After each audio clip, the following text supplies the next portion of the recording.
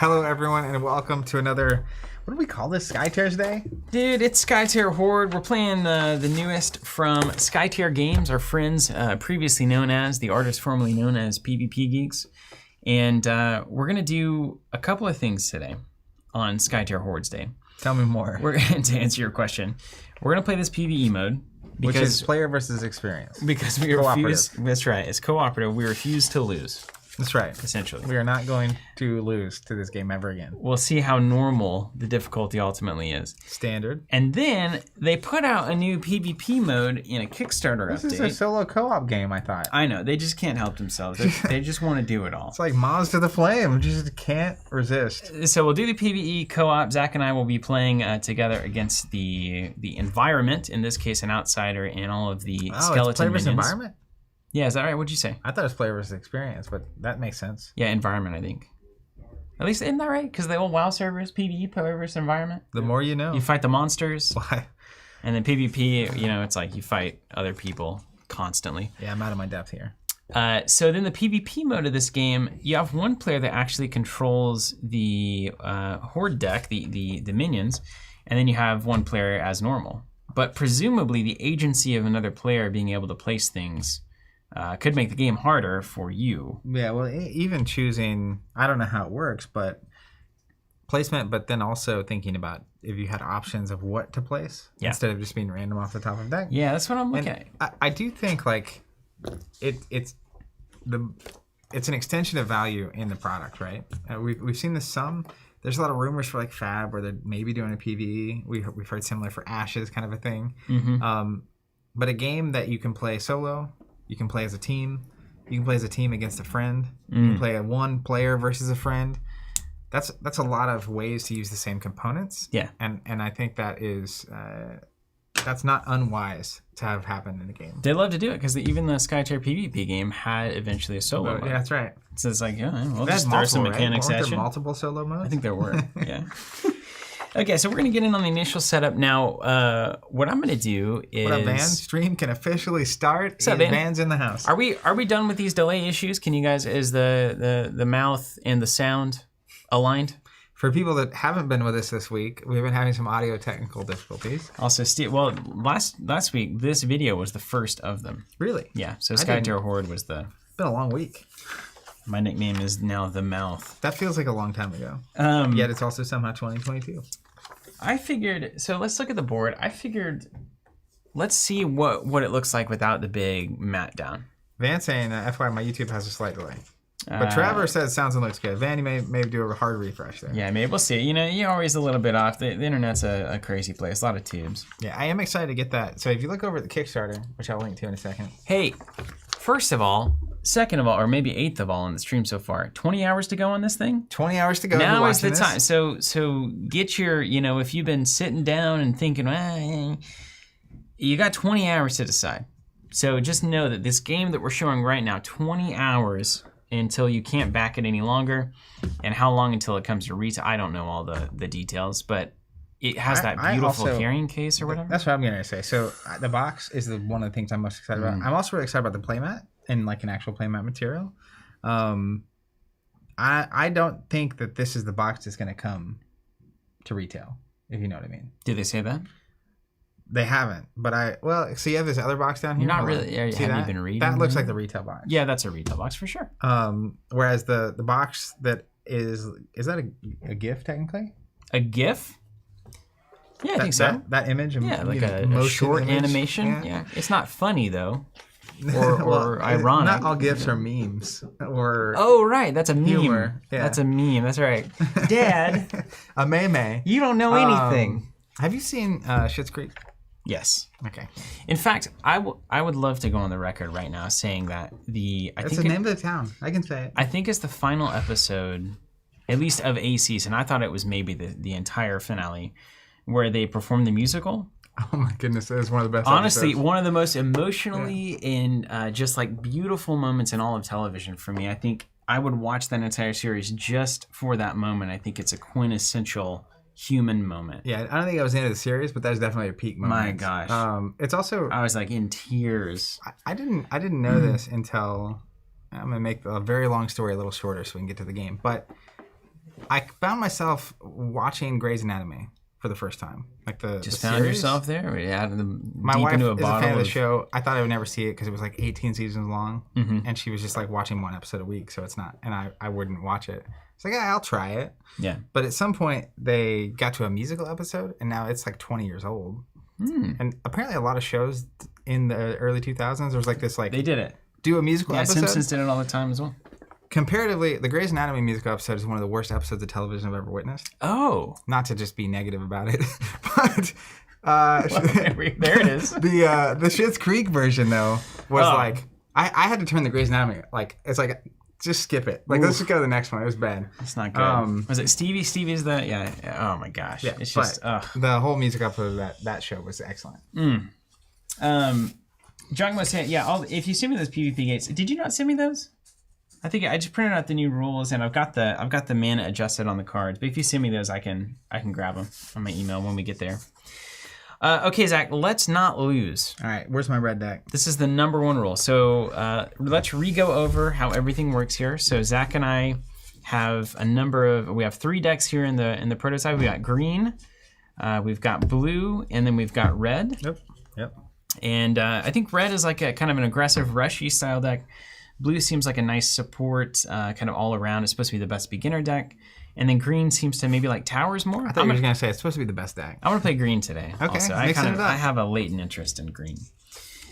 So we pick our deck, and then I think I'm almost certain. I'm 99%. I think they've said it. I'm 99% certain that the idea is that you will be able to customize these decks. Yeah, so let's just look over the Kickstarter real quick. There will be I'll more post a link cards, in I the think, chat. and then you can build your own deck. Yeah, I got distracted because we went on the tirade of the Kickstarter. Man. Somehow.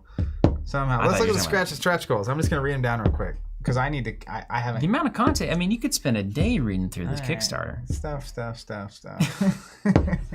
This is letting me know this is how Zach engages with the internet, by the way. Okay, we've got stuff. Where's the thing that I'm looking for amid this stuff? Yeah. Okay, at 90, is this euros? Is this what that symbol is? Yeah, that's right. Yeah. Are you finance? You're finance for our organization. I'm used to dealing good old-fashioned American dollars, dollar dues. At 90,000 euros, got the upgraded box. Right, spot UV on the Kickstarter box. Cool. Okay. It is a Kickstarter box. So that box that we keep talking about is Kickstarter. Kickstarter. So I would back it for the box. How much you got to back for the box? The biggest pledge is $100, but I think you get the box at the like $60, $70 pledge. Surely we can figure that out on the. Yeah, I'm in the middle of something. Okay. Stuff. More stuff. New cards, new decks. There it is. Castle deck building. Each castle back will have its constraints for deck building, including a pre-made deck for whoever prefers to just play and avoid deck building. Okay, so there will be deck building. Have deck building restrictions on the back, kind of like an Arkham Investigator. Right, so it might say only green cards. Or only green cards and 5 blue cards. Yeah. Those kinds of things. Also, at 205 euros, it was 205,000 euros. 18 new player versus player gates. So 6 sets of gates will be designed exclusively for the PvP game mode, including 2 and 3 player support. Okay, so we got PvP gates exclusively. Wow. Yeah. And then on it goes. So the thanks, John. I'll grab them. The box. Let's. It's weird because I've already backed it. Maverick asking, what gameplay difference do the hero cards make? By the way, are they functionally any different to normal ally cards? They're awesome. I know that much. Let me find one here. All right, check this out. This is incredible value. 25 euros for the standard retail box. Mm-hmm. It's like the core set of the game. Yeah, boring. Who needs that? 40 euros for the gameplay all-in retail box, Neptune Illusionist expansion, Horde expansion. You know what I'm here for. And stretch goals. Then $60 is the Horde Deluxe retail box contents, magnetic box from the Kickstarter. Kickstarter exclusive. 60 euros is where we need to be. Yeah. That's the backer level expansion, that you should. I mean, stuff. That's neoprene playmat, deluxe tokens. It's a 60 euro back or bust for me here. There's a group pledge. If you want 6 or more, the same pledge level with a single shipping address. That's actually smart. That's pretty handy. Especially retail. Then there's the retailer pledge. Good for a big family. 60 euros is where you want to be on this. I will say it, if you don't get that deluxe magnetic Kickstarter exclusive box, I feel like you're gonna regret it. It didn't get listed because it was the level I picked, which is 99 euros. Retail box, magnetic box, the expansions, the tokens, the playmat, the art book, Mm-hmm. Don't you forget it. That's where the real promo winners. pack. Don't know what's in that, but I'm excited about it. and 400 custom card sleeves, which also look really cool. But you know, here's the thing. I am gonna go. Can I soapbox a little bit? Yeah, sure. I'm definitely the kind of person that wouldn't know what was in that and would have bought it just because, like, oh yeah, I definitely want the promo pack. You know? Yeah. You see the word promo, you jump. But I'm also not the kind of person that's going to complain if it's not what I expected. Yeah, that's right. I had none You got to be okay on both sides of that. In fact, if it wasn't in the box when I got it, I probably wouldn't be like, "Where's my promo pack?" You know what I mean? Yes. It just wouldn't be there. I do. I do know what you mean. Yeah, we work together all the time. Jonathan says if we get them those gates, they can get in the system. Bryce, I'm gonna forward those to your email.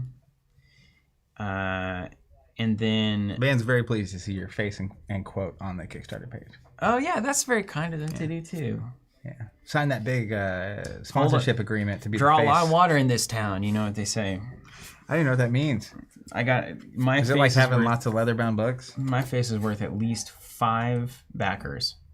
Van's one of them. He sees my face, he'll back. 1 for 1. You'll back based on my face as well. Then maybe it's one of the... It's kind of like when you're running for mayor and how many people are going to vote for you. One of the Collins, well, you'll vote for me. Yeah, this coalition is pro. We've got 4 Steven's votes. face on the box. Right there on the box. Okay. Well, let's set this game up and play it, would you? We've waited. People have had to deal with us long enough. Yeah. These shenanigans. All right, let's engage with our rulebook here. Now, there's gonna be a nice play mat, you know, but we're looking at the minimal version. So I'm playing in the airport or whatever. What do I need to do? Initial setup. Place the example. Lanes in the center there. We have an outsider pile. Choose a set to play against. We're going to do the undead set. And then we're going to take the 2 outsider cards of the undead set and put them in. I think I had, not that one. Not this one. That's a little goofy outsider. It's just probably in that stack somewhere. So there should be 2 of those. Place them face down. Doesn't matter the order. To the left of the lane tokens. Joel Keen, promo pack is just artwork cards, right? Well, Zach, I guess, is the wrong person to ask.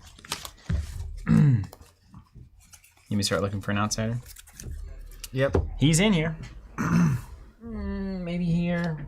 Check them skellies. Yeah, not in the skeleton stack. What was he, a big, like, Death Knight guy? Yeah. He was the guy that when you defeat him... You unsummon those minions instead. I have a way better strategy now for that.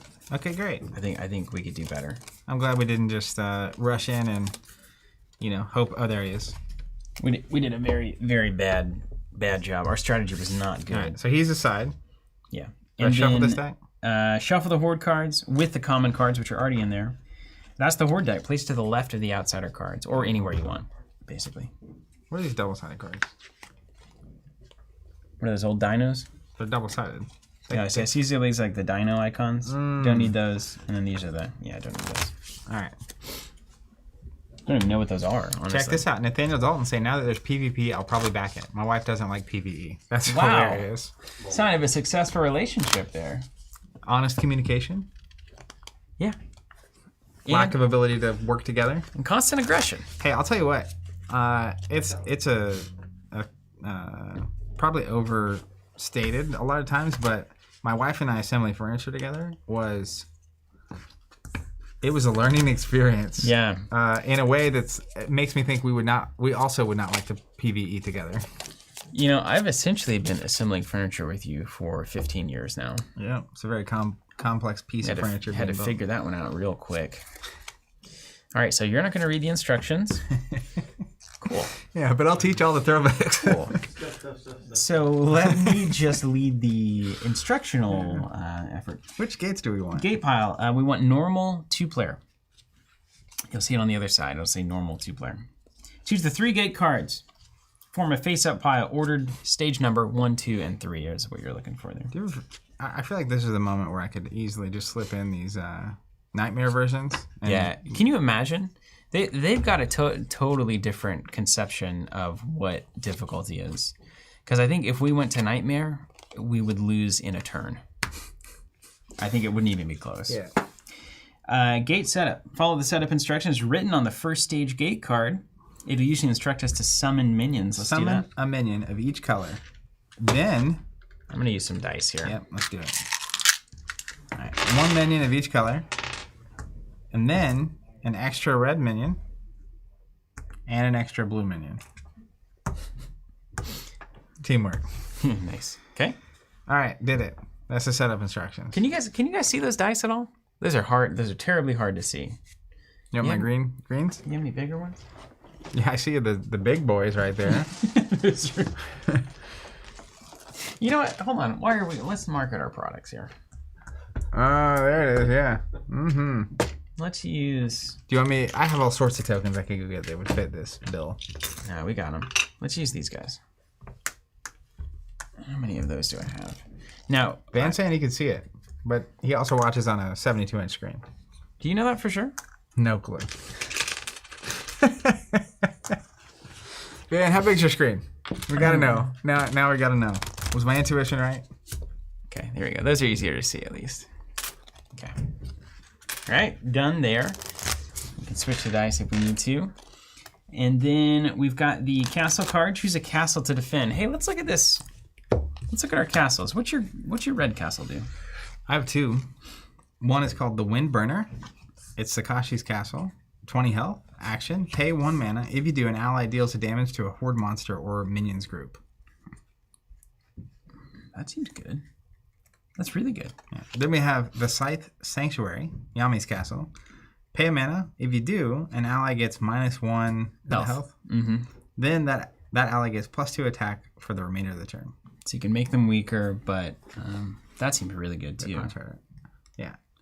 And then I have castles that actually have art on them. Yeah, mine are hidden, you know. Yeah, the Leviathan's Temple, Kotlik's Castle. Crouching Tiger Hidden Castle. Pay 1 mana Yep. to give an ally +1 armor and -1 attack. Okay. And then Living Rampart is Sakali's Castle. Pay 1 mana. If you do, restore 2 health to an ally.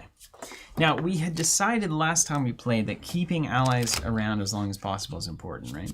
It is good. So green can give armor and restoring health. Yeah. Now, healing doesn't matter if they're dead. If they're dead or if we have a bunch of 1 health things. Do you have a bunch of 1 health things? I have a lot of 2s. Mostly 2s. Okay, so this is not helpful for us right now. We need to do a big boy list. Van said 65. Okay, well that's pretty close. Yeah. Good enough for kind of work. I'm inclined. That's right. I'm stuff. choose one of your. I mean, if I were just picking, it'd be the Windburner. Oh, let's do the Windburner. We're Windburner. You have those extra resources. You get rid of the minions. It's gonna buy us like 3 turns from pillage and all that garbage. I'm believe it. So you put your castle wherever you want it. This is fine. It's fine. You can see that there. Yeah. Not there. Not there. Alliance deck. Shuffle together your deck. Did it. Draw 10. Each player draws 5 cards. You may shuffle any of them into your deck and then draw the same amount. I have a new strategy. Okay, what's that? You shuffle in first. Yeah. So after our stream last week, I went looking through some cards. And heroes, as might be expected from the title Pretty good. of them, are really good. Like way better than every other card in your deck. So they're expensive though. You can't play them on the first turn. Is that true? Well, I mean, that's what do you get? You only get 4 on the first turn? Or remember, didn't the gates get errated? How many do we get on the first I think we have 1 less of every mana type. I just want to find one of my examples. We were so close. Yeah, so Yami... But then we do need those massive dice. Yami costs 4. Well... So, my strategy is only keep a card if it's absolutely insane. Otherwise, I want to dig and try to get something that is absolutely insane. That's my... Okay, that's a fine strategy. I'm going to try to maximize my mana. And let me double check. I do think those gates... Do you remember the gates had -1? I think so. It's kind of fun to be on the cutting edge of like a game that's in development. Usually it's not how we roll. So I'm going to shuffle these in and just try again. All of them? Yeah. Wow, okay. You're a min-maxer. Yeah, so we get... It's 1, 1, 2, 3. That's right. So we get 3 mana. Stage 2. 5 mana. So that's still... No, wait. 4 mana. and 5 mana. Yeah. Basically -1. So -1 on all the manas, and then I think we remembered they were all the same. 3, 2, 3, 3. They just made it harder. This made it harder for us. They got something different going on there in the Italian waters. They like to get wrecked, these games. Okay, I'm gonna do 5. 1, 2, 3, 4, 5. So you put all of your cards in there, and now you may well have a bad first turn. Impossible. I can always pay 3 to remove 3. Can't go wrong. I don't need Behemoth. That's a beautiful card, but it's gonna be -1 for everything in my discard pile, so I don't need that now. I played those guys late that first. I don't need pillage pile stuff. Sacrifice are kind of nice, and Dreams of Talent. Top 2 cards you discard pile to your hand. That's not ideal. Sacrifice. Ally gets -, elite or horde monster gets -2/-2. Don't need that now either. Discard power from hand. Don't need that now either. I'm gonna keep a Scarifier just in case I don't draw something I can play. I'm into it. 3 mana. Yeah, you need something to play. 4 health is also awesome. Yeah, isn't that nice? And it's an ability you can get -1 health to restore 2 health to an ally. I thought that was like a white dot on that thing. It's just like the moon, right? It's the moon. Yeah. That's no moon. Is it? It's very white. Well, it's like it's the moon in their world. Oh, here we go. These guys I'll save for later. All right, the old Bush Dryad. I can give +2 attack or +2 health when I play it. And then as an action, I can replace those with the opposite, but I cannot strike the gate. I can only defend and strike Horde. This is incredible. So, 2 health or 2 attack? Well, I guess we can figure that out later. Death Grasp, an elite or horde monster gets -1/-1. You've already played it. Stun if it has attack 0 or less. Okay, cool. Oh, man. All right. How many lanes are there? 6? Oh, yeah, 6. The blue and the red there. All right, so the first thing we're going to do is gain mana. I'm going to gain 3 mana. Did it. You got 3 as well, huh? Boop. Okay, then we're going to ready the exhausted cards, of course. Then we're going to summon the horde cards. So reference our gate. It's got a 1 on it. Summon 1 horde. Oni champion. That's a... If champion is engaged with an ally, he gets +2 armor for the remainder of the turn. After Oni champion damages the castle, pillage 2. It's just kind of a no-win situation. We need someone to show up and do some damage. Smart. Yeah, good idea there. Something can do 5.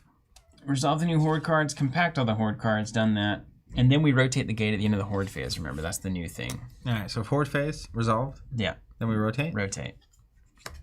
And I saw in one of their updates, they're putting the number in the top now. Like the number is going to be here so that it's the topmost. You don't have to worry about the corners. That makes more sense. Yeah, I think so. Yeah, to me. So next round we're going to get 3 cards. Yeah, okay, so just remember. Beware.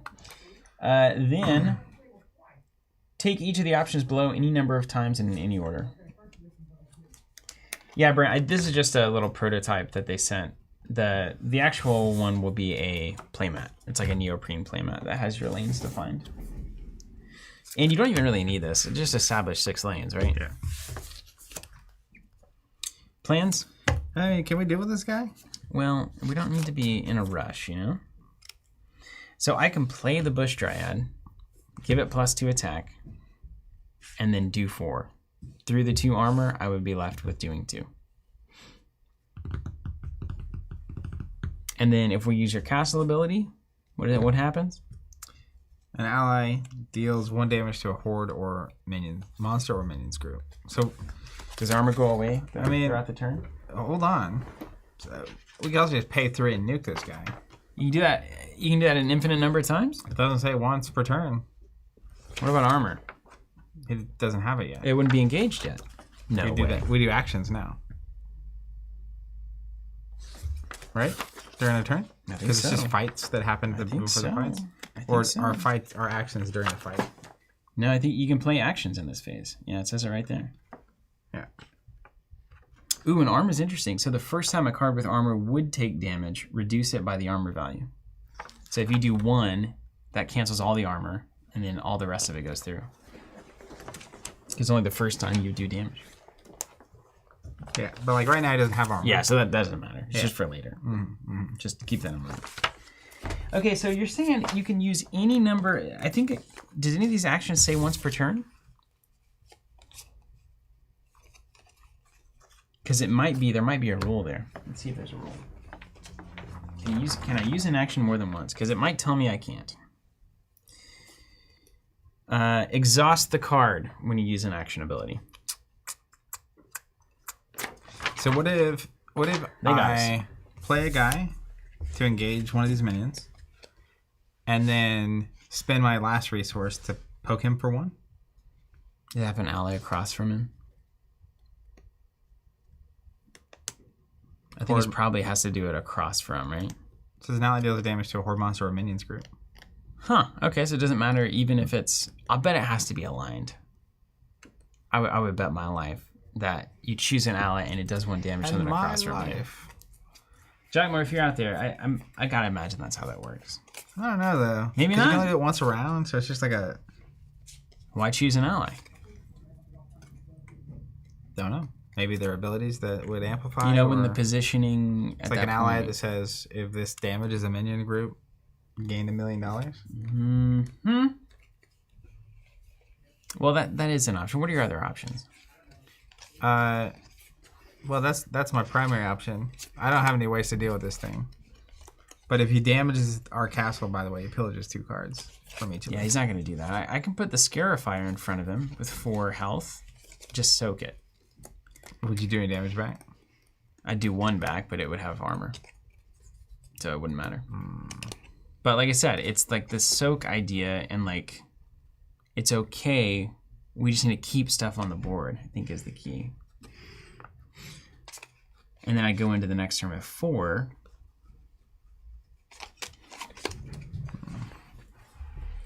Or we could try to kill it. I mean, I could land. I mean, this is also kind of an interesting.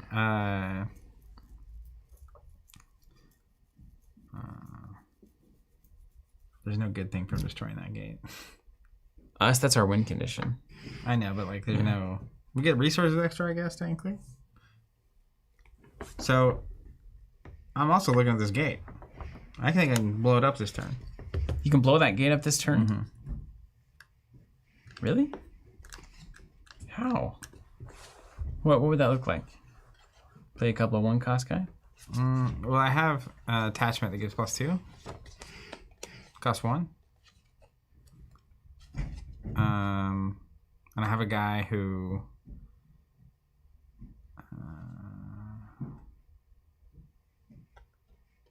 oh, I see.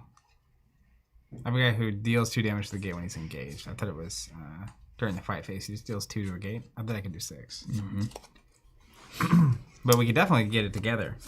There's some interesting situation, but we also got to worry about these minions, right? That's definitely a balancing act. Now, the thing that I'm looking at, too, is I've got 2 things that are +1 if I have 50 or more cards in my pillage pile. So, like, maybe I just let that happen? That could easily happen. Giacomo, to use the wind burner... You got to exhaust, yeah. You have to exhaust, but do you have to be engaged with the thing that you're dealing damage with? It says choose an ally and deal a damage, so does it deal the damage across from the ally, or is it anything on the board you can deal 1 to? That's essentially the question there. I do not want to see 2 Tribe Warriors in my opening hand like this. I guess it's still a 3/3/3. That's a fine exchange, but really wanted a 4/4. Yeah, I mean, I think let the pillage happen? The real play is removing these permanent pillages to me. Yeah. Because we'll eventually draw something to just nuke this guy. And what is the next stage of this gate if we do drop it? 3/3/3/2. Ugh. So we don't even save ourselves a horde drop. Yeah, but if we experience the 3 next round, and then 2, even if we go to 1, then destroy it, we're going to have to hit the 3s anyway. So we can avoid this 3 if we destroy it now. But realistically, it's probably best to weather the storm and have a few 1s. And then go boom, and then go boom. crazy. Yep, I'm with that. So if we do 2 turns of not caring about pillage, both of these guys get turned on. Yeah. And that's where 2 turns of not caring about any of the pillage. I need 15 in. Seems like a losing strategy. I think it's going to happen naturally. Am I have to hold these cards for that long? No, not necessarily. But I think like clearing the big 2s here and allowing 2, 3, 4 to get pillaged, fine.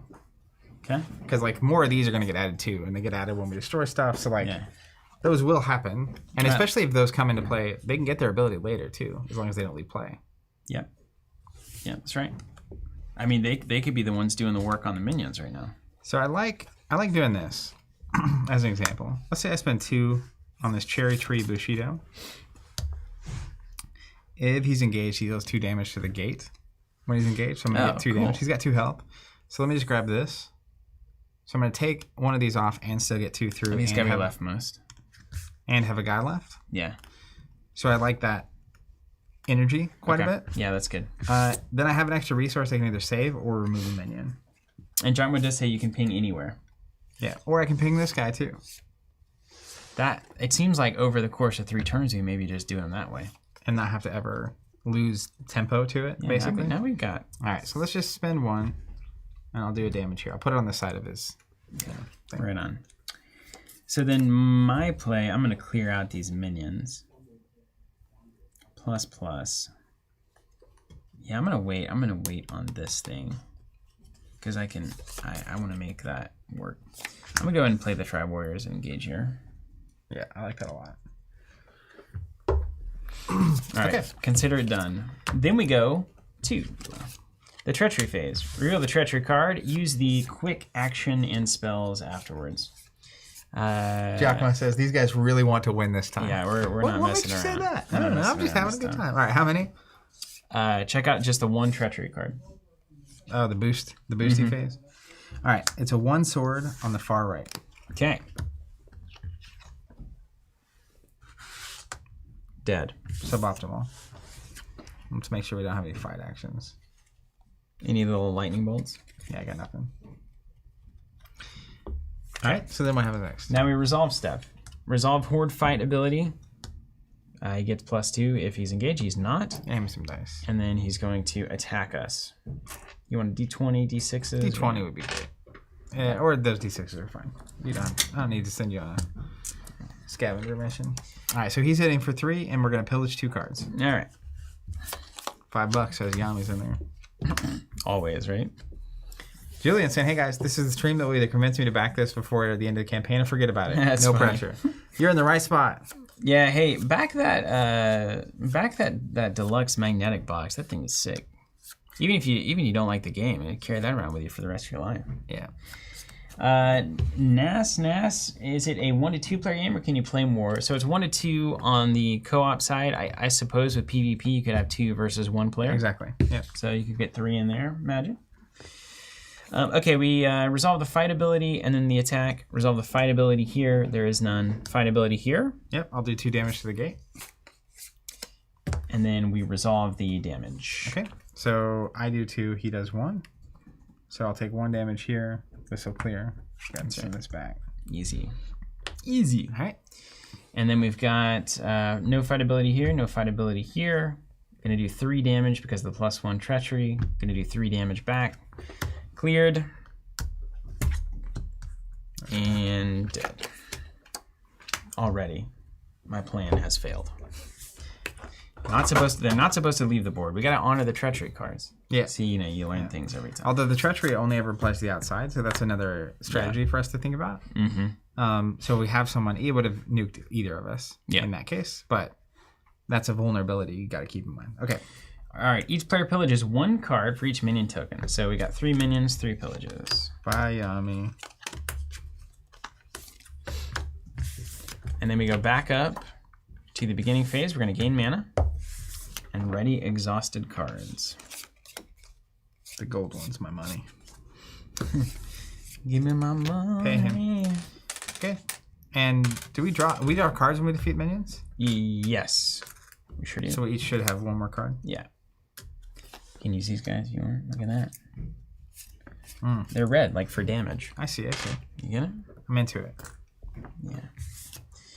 Let me make sure we actually do draw. I don't know if it's like horde minions or all the minions. I feel like it was. It definitely made me excited that we could draw. And it says,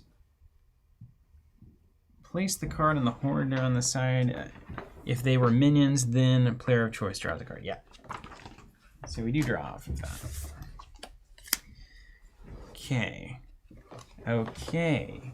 Okay, cool. So we get a little card advantage here. All right. All right. Okay. So we do the cards first? We do summon horde cards. We got 3 coming in. All right. First one, suppression fire. Summon a green minion. Summon a yellow minion. Summon a skeleton token. Skeleton goes here. Leftmost, yeah. For the remainder of the turn, the strongest monster gets this ability. Fight. This monster deals 2 damage to an ally within 1 lane.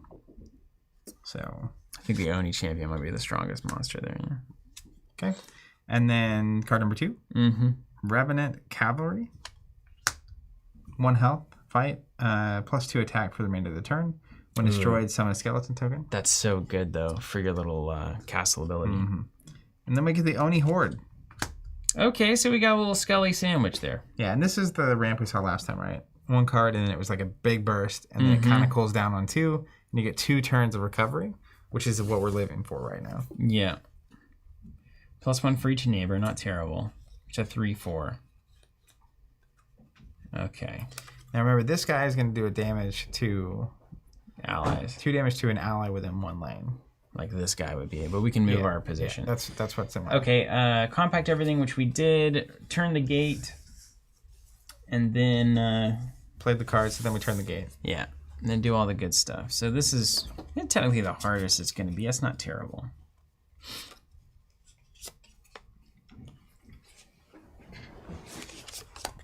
All right. Okay, okay, okay.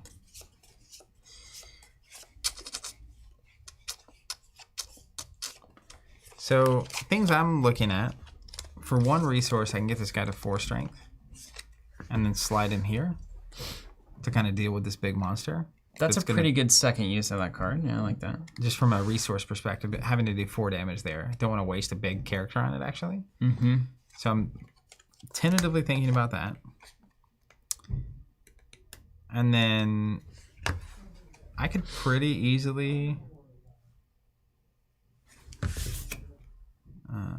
Interesting.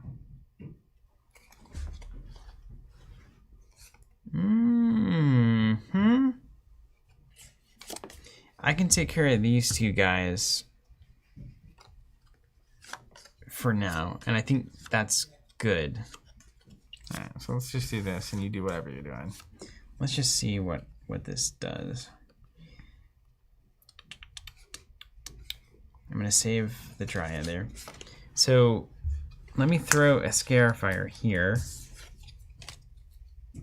I think we can ping this guy. Do you have money for the ping is the question.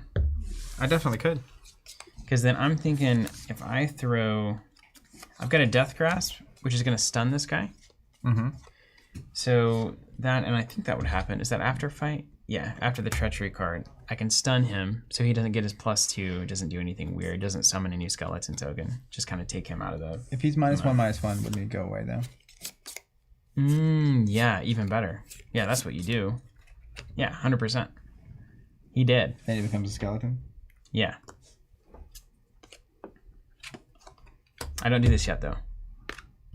I gotta wait for the little lightning. That's after the Treachery cards are gonna happen. So you're planning on doing that? Yeah. And would you... So this Skelly dies, this guy dies. The concern with this spot is he's going to punch you for 2. Yeah. Like, I'd still live. Would this matter? Well, he punched me for 3. Not if you nuke him. Yeah, I mean, if we want to attack the castle with this person, I'm thinking we want to start clearing monsters, though, right? I thought he would become a skeleton. And then you'd be fighting a skeleton instead of him. That would be right. That would be way better. But does That the would be skeleton correct. come in over here? If this goes away, would it, when destroyed, summon a skeleton token? I assume it summons in the empty left Does it go in the empty right? spot? Let's find out. Jeremy De Laporte saying, I've been playing this game a ton on TTS, and it's so good. Oh, nice. Very nice. Why do we put sharp corners on this table? So you mean squares? Yes. Why do squares These exist? could have been round legs. Why do squares? Where does it summon? Do we know how these summon? If you've been playing a lot, Jeremy, where would that skeleton? If this guy goes away, where does the skeleton go? Does it go here? Or does it go here? Does it summon into a blank space? I guess it would. I would look at summon horde cards. Place it in the leftmost lane without a horde card. I suppose it would be the leftmost lane without a horde card. Huh? Let's just play it that way and see what happens. Okay. So yeah, this is good. Yeah. So then you're ultimately going to nuke the guy, and they're going to fight the skeleton, remove that. Mm-hmm. That's great. Then I'm going to play this Lightning Naginata for +2. Mm-hmm. So he's now capable of defeating that monster. And I've got 2 left. Technically, there's a couple things I could summon. Or We ping this guy one more time and get him I think ready. I need to keep working on that. Probably get him ready for the next one. Let's just do that. I'm going to spend 1. I'm going to save 1 for next round. Cool. We're just going to ping him for a 2nd damage. The skeleton's fine right there. We like that. Yeah.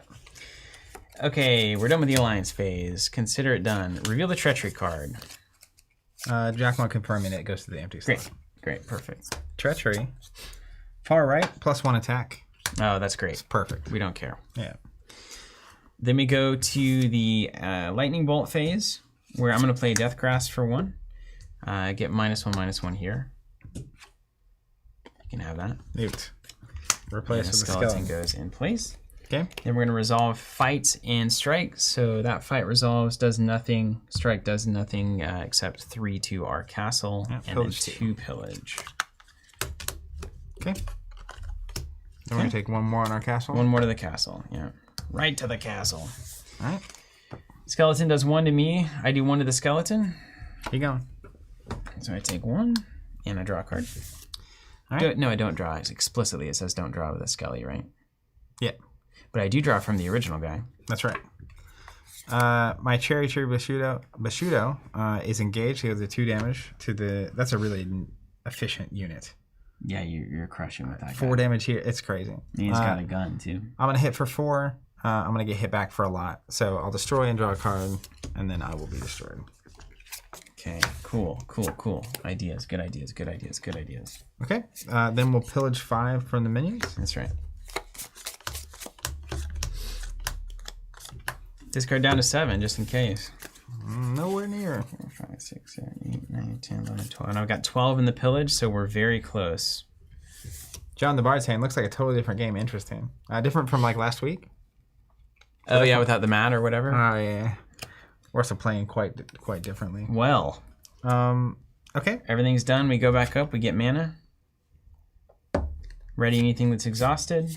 Summon the horde cards. 2 of them. Yep, just 2 this Let time. them be easy. Revenant Cavalry. You've seen it before. Scourge of Puido. He's +1 elite. mana. Let's go. All right. We love it. Fight. If he is engaged, it gets +2 and trample. Goes into our castle. Play. Stun an ally with attack 2 or less. If they're no less, he gets +1 fight. Cool. It's fine. That's a fine. That's 4 health is nice. Yeah. Okay. What's next? Then Oh yeah, rotate. I rotate the gate. So we get and 2 then- turns of just 1 card. And then it's our alliance phase. So when it switches to the 3 is the turn we want to go for it. Yeah, this one we want to blow it up. Yeah. All right. Let me look. We've got 4 to work with. And trample. Do you still engage with him, or? Yeah, everything's normal. It's like the opposite of us. Everything that goes over the ally in front of it goes to our castle. Gotcha. Yeah. Well, okay, here's some thoughts. I can drop. Oh, this goes away. I'm probably paying 1 to get rid of this guy. Yes. As a matter of I'm principle. paying 1 to get rid of this guy. And I can pay 3 to get rid of this guy. So you can almost clear the board. Yeah. And then This guy would die unless I can move him. Can I move a stun thing? Surely, right? Don't call me Shirley. Rotate upside down after the fight in its lane. Rotate it back in an upright position. After the fight in its lane, rotate it back to its upright. Stun card does your attack and not affected by any kind of attack modifiers. Can I move a stun card? It doesn't tell me I can't. This is very true, Jeremy, saying this game reminds me of a little bit of Marvel's Champions. Minions are like the scheme and threat. Monsters are like the enemies. The gates are the boss. There are stages in both games and opportune times to pop to the next one, but it also has this positional element as well, which is cool. I think I can move stun things, so I think I can get this guy out of the way. Okay. Well, I think I can beat this guy and put 2 characters into play that can engage with these 2. Okay. And stay in play. Very good. Yeah. And then let's see, what's our pillage? 1, 2, 3, 4, 5, 6, 7, 8, 9, 10, 11, 12. Ideally, I would like 3 more cards to be pillaged. And then no more ever again. So I can turn on my Tribe Warriors. Okay, well, let's start with the obvious. I'm going to use 1, exhaust the castle. Let's just clear this guy. Yeah. Draw a card. Yeah. Oh, good point. Who knows? Wow. And we don't condense down until the Horde phase, right? So this is open, so that's interesting. No, I don't want to punch this yet. No, don't punch it. Yeah. Now, if I move this guy out of the way, do you want to try to crush this guy? Yeah, if you need 3 pillage to happen, is what you said? Yeah. Yeah, let me throw a Stone Barricade down here. And then after a Treachery card, I'll be able to use this action to give this guy -1, get him off the board. And then my plan is also play a Bush Dryad here at +2. So it goes to 4 attack. And you can just deal with him. And then that's done, assuming the Treachery card doesn't totally screw us up. Yeah, but we can play around that. A little bit, so as an yeah. example, I'm going to play the Bushido of the Peony. He's got 4 health, so I'm going to grab a 2. Actually, I only do 1 damage. Let's just... Do you want to take out that Revenant Cavalry? Like I can move this guy, let's say here. Scarifier. Yeah, sure. I'm trying to hedge you so you don't get the card somehow. So I just want to make sure you're not on the outside. Right, that's a good idea. Yeah, so I'm still going to do that.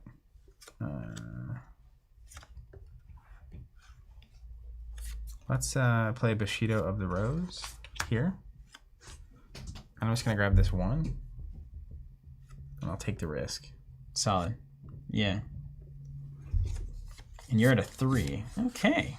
Nice. Happy with it? Yep. Okay. Treachery phase, reveal the Treachery card. Special, summon 2 green minions. Pillage a card if there are 4 or more green minions. That's actually going to be just fine, because you're going to dunk all of them. Good for you. We also pillage a card. Okay. And then if there are 4 or more green minions, which there aren't, we would pillage more. But good. That'll be the end of that. We did it That's perfectly. Actually great. Then we have the Lightning Bolt phase. I'm going to use the action on Stone Barricade. I'm going to take 1 damage onto my tower here to give this skeleton -1/-1 and get it off the board. Okay. You get a card? No, skeleton. A freaking skeleton. Then we go to the fight phase. Resolve each lane from left to right. You're stunned, so Stun. I'll unstun you. Yeah. I'll spin back around. I'm hitting for 1. It's hitting for 1. Plus, it's got +2 for the remainder of the turn on fight. So I take 3. Yeah, I can heal you though with that Scarifier, so we're gonna be okay. So he goes away and turns into a skeleton. Skeleton goes there, yeah? Yeah. Then here. 4 in a bunch. Oh, and I got rid of a guy, so I can draw. Bush Dryad dead. The Scourge of Puido also dead, and it does have trample, so it's at +2. So we take 2 to the castle. More than that, 4 to the castle. All right, halfway home. Draw a card. Okay, then we'll resolve here. I'm at 3. There's 3 of them. They'll defeat me, but I'll also defeat them. That's right. And then I'll draw a card. Okay, and then we go to the pillage phase. 4 cards are gonna get pillaged.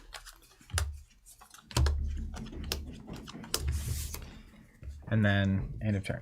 End of turn. Beautiful. So I assume this ready? We love it. Yep. Everything readies, etc. Let me get 1 bad card. Get not even close. We're not even close to there yet. Horde cards, yeah. So gain our mana, and then we do the horde cards, yeah. Shade Hounds.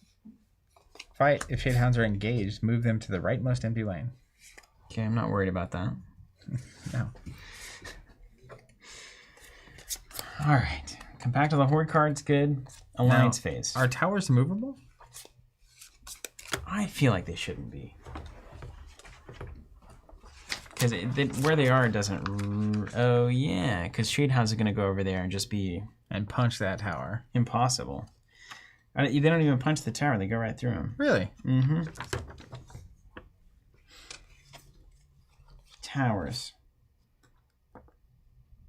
But I can get it off the board at least, which is helpful. Movement. I just saw this. Okay, here it is. Play alliance cards. Okay, move. Players can move an ally, but not towers. Yep, John just said players cannot move towers. So he's going to come over and punch the castle for 4. That's a problem. Well, so I can use the ability. The problem is you can't play anything. This is a little lightning bolt ability. So I believe it has to be played in the lightning bolt phase. To the rule book. Maybe play during the second step of the treachery phase. Okay. But can we play them normally as well?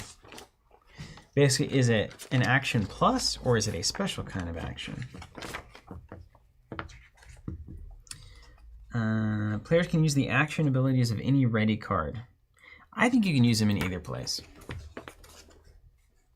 Just because it has a lightning bolt doesn't mean it has to be instant speed, right? Still says action. Good question.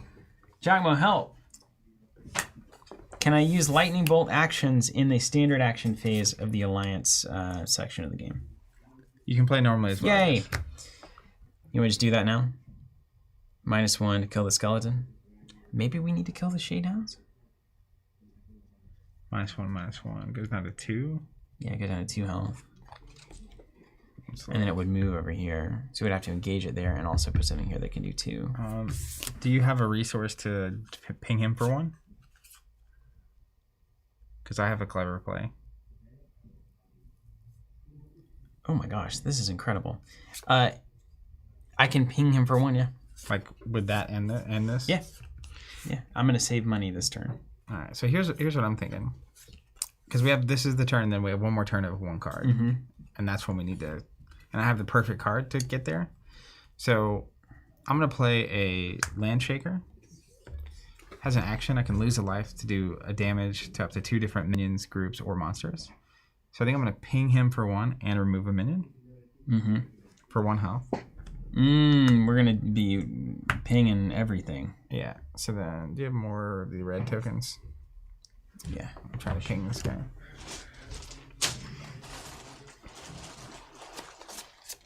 Only do I have more. I'm gonna use these guys, old prototypes. Then. So I ping here, and I did 1 of this minion. I'm also going to engage this minion.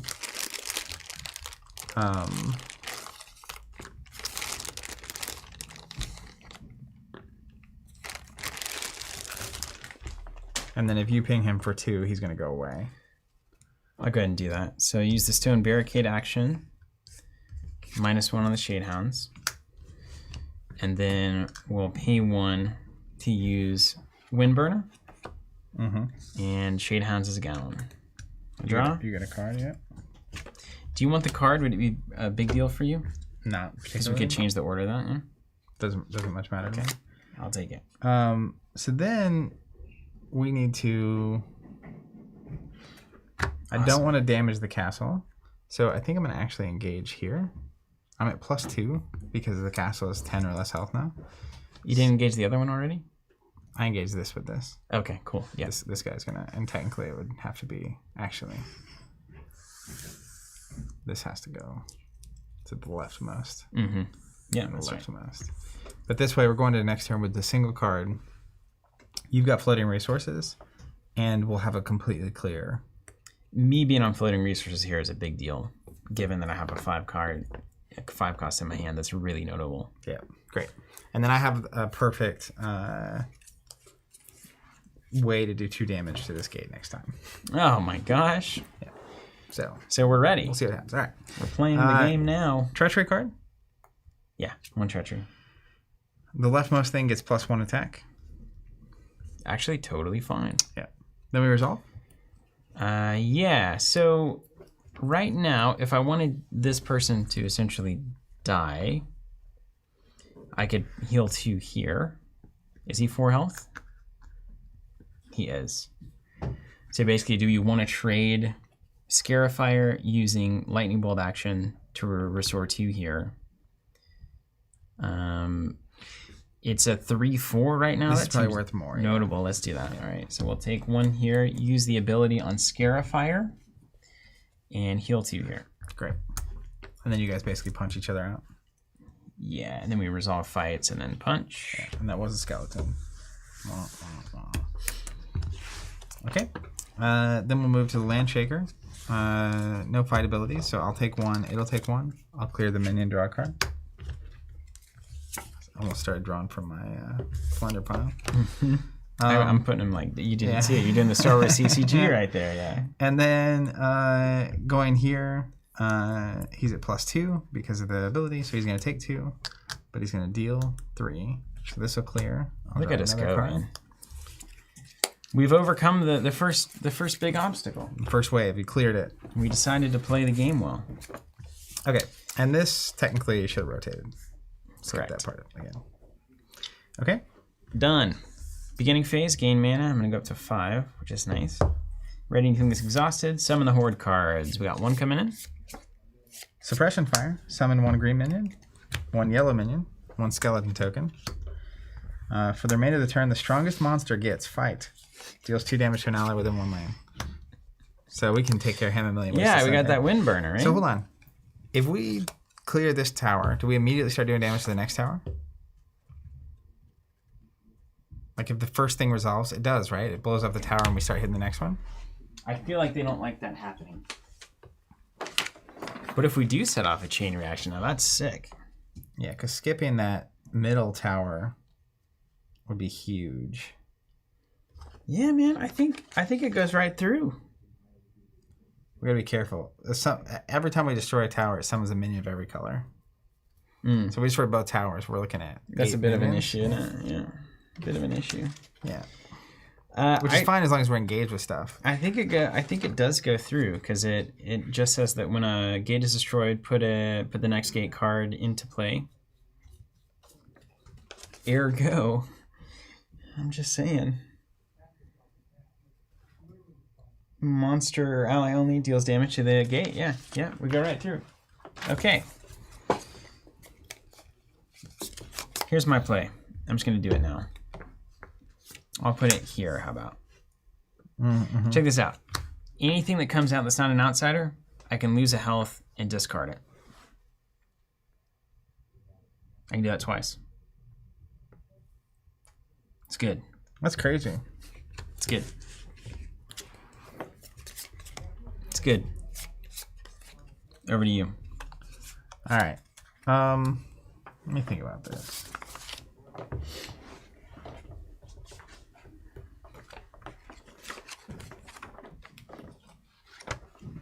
Card's good, Zach. Seems good. Seems real good.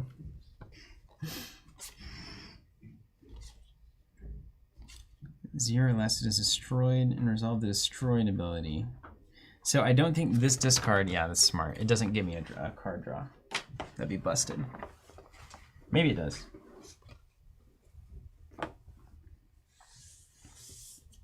Yeah, Aaron, it's awesome. I'm the same way. So I love Skytear. I only play the Destroy the Nexus mode because it's hardcore while at the same time being the more casual approach to the game. Like, no objectives, just like, yo, it's Dota. Get it. Well, I'm going to go ahead and take a damage here. And we're going to do a damage to this skeleton. And we're going to clear a minion, draw a card. How do you get to do that? What's that about?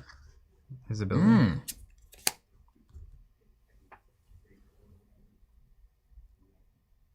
That's really good. So you get to draw 2 off of that? Well, I killed the skeleton, so I didn't get a draw for that. Oh, right, But I could have done those 2 to draw, but I could still... That's unbelievable. Yeah. It's a really good card. Wow. We need to keep him alive. The Land Shaker? Yeah. I've got just the tool to keep him alive, too. I love green. I love it. It's all these towers. It's the towers, man. I like that you just arrive at the conclusion. I'm excited for you. So,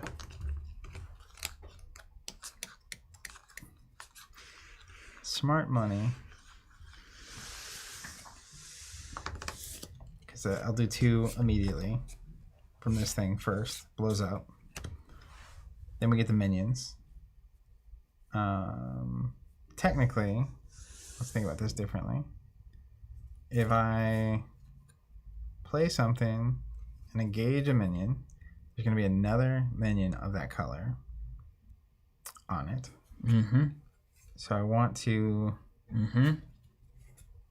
have something that can take 2, or that I don't care about. I do care about this. So technically... The brain power is very impressive.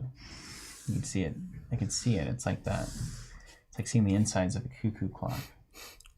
You know, spinning the gears. Stuff.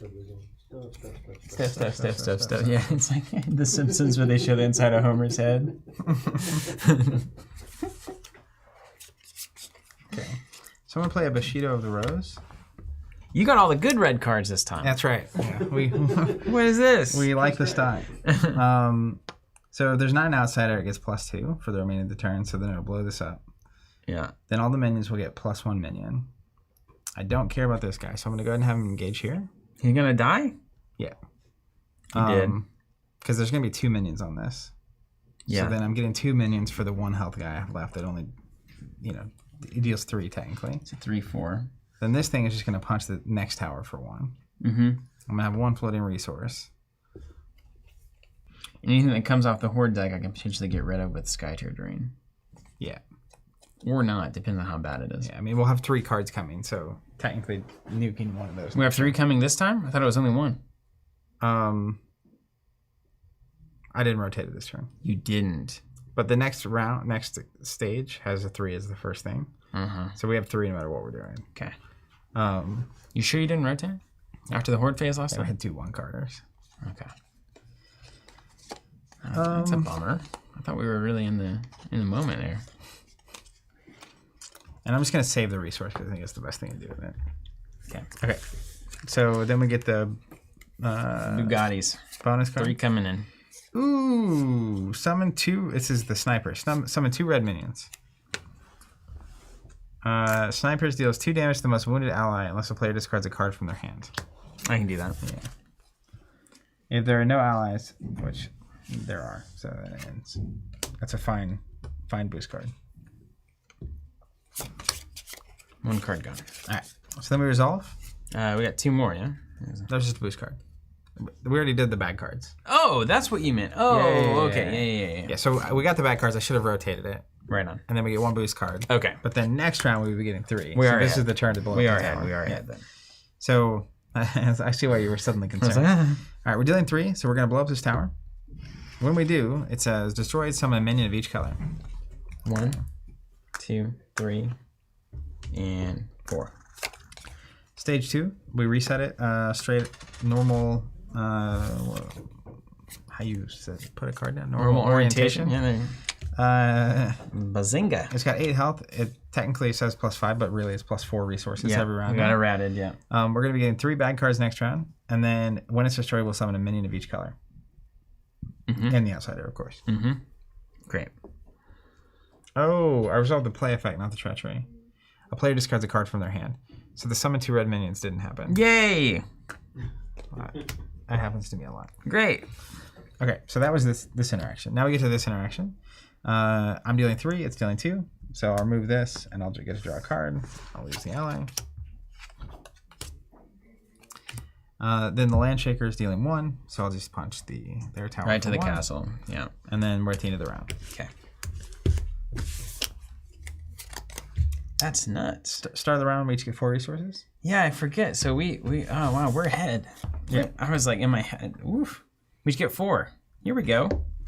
And then I'm going to deal 3 treachery cards. So now they're going to strike back. And we got 3 turns of 3 treachery cards. So good luck to you. Shade Hounds. Let me know if there's anything particularly bad. Shade, well, do we have to make that decision? Yeah, we do. After a Horde card is revealed, discard that card at -1. I can do that twice. That's not the worst of the cards. Can we handle a 3 health that moves to the rightmost empty lane? I mean, like this guy could punch him out technically if we put him over here. Yeah, okay. Let's call it good. We'll save it. Shade Coven. After Shade Coven neighbor is destroyed, Shade Coven gets +1 health. Armor 1. Medium. I feel like that's got to be saved for like. Yeah, we're going to save ourselves into a loss. Can you cancel the outsider from coming out? No. Non-outsider Horde card. I'll let you make the call. The likelihood of a neighbor being destroyed. So the Shade Hounds isn't going to happen before the Coven. So we're just looking at a 4 damage attack that needs to happen there.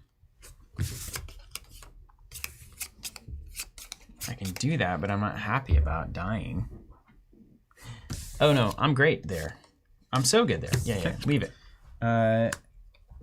Utseshi Flying Tower. Play, summon 2 yellow minions. You must discard a card from your hand to assign an ally to a lane with a minions group. Okay. So I'll put that here. 2 yellows? Yeah. Where is the yellow minion card? I think I discarded it because I punched him into the next dimension. Okay. All right.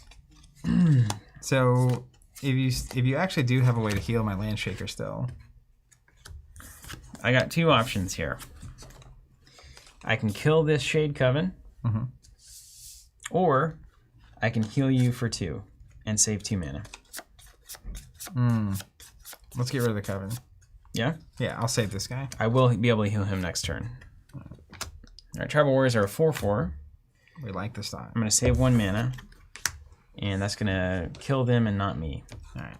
I'm going to move these guys here for Shade Hound reasons. Yeah. Yeah. And then whatever I play here, interestingly, is going to actually punch through. Yeah. Yeah. So I'm feeling the spirit now. I got that co-op buzz. Bring it on, PVE. Bring it on, environment. Dude, Did we pillage last turn? Dude. That's why I'm feeling the buzz. No, we didn't. We didn't fight, pillage, and then all the new Horde cards. The only thing we missed were 2, so we need to do this -2, so 3 pillages. All right. Getting skinny over here. Yeah, how many you got left? 6. Oh, you know what? I did it again. I resolved the... It was a play. It wasn't a treachery. Yeah, it's a play. All right, great. How do you... Oh, because you've been drawing so much more than me. Yeah. I was like, how do you have so many cards? So I'm going to play the Cherry Tree Bushido here. He's the one that, when a fight starts, if he's engaged, I assume I can do the fight's resolve. Is there an order to that operation? Yeah, so they do theirs first. Oh, let me back that up. Yeah. Don't like that.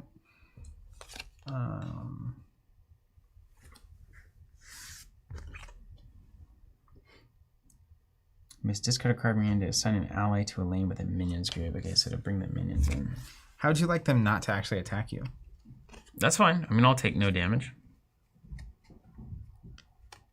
Don't mind it. I feel like the minions are not top priority with you at 6 cards. Problematic. Problematic. He's a problem.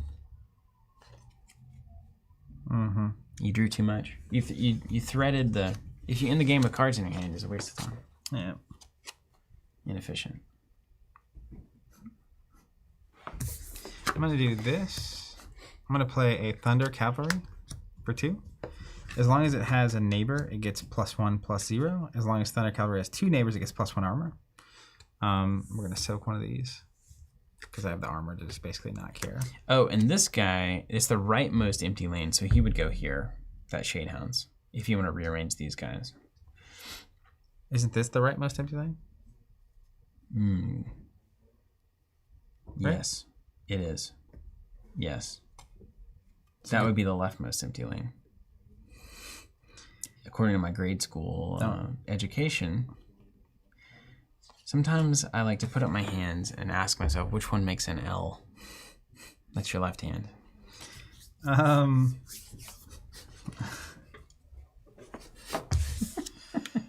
Let's... You gotta discard a card to do that, remember that. Yeah, that's fine. You got plenty. We need a way to refresh your deck over there. You're turning and burning. I'm with you.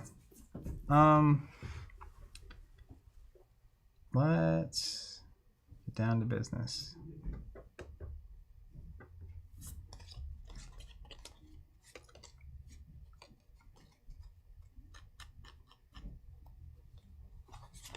We'll take one to the castle.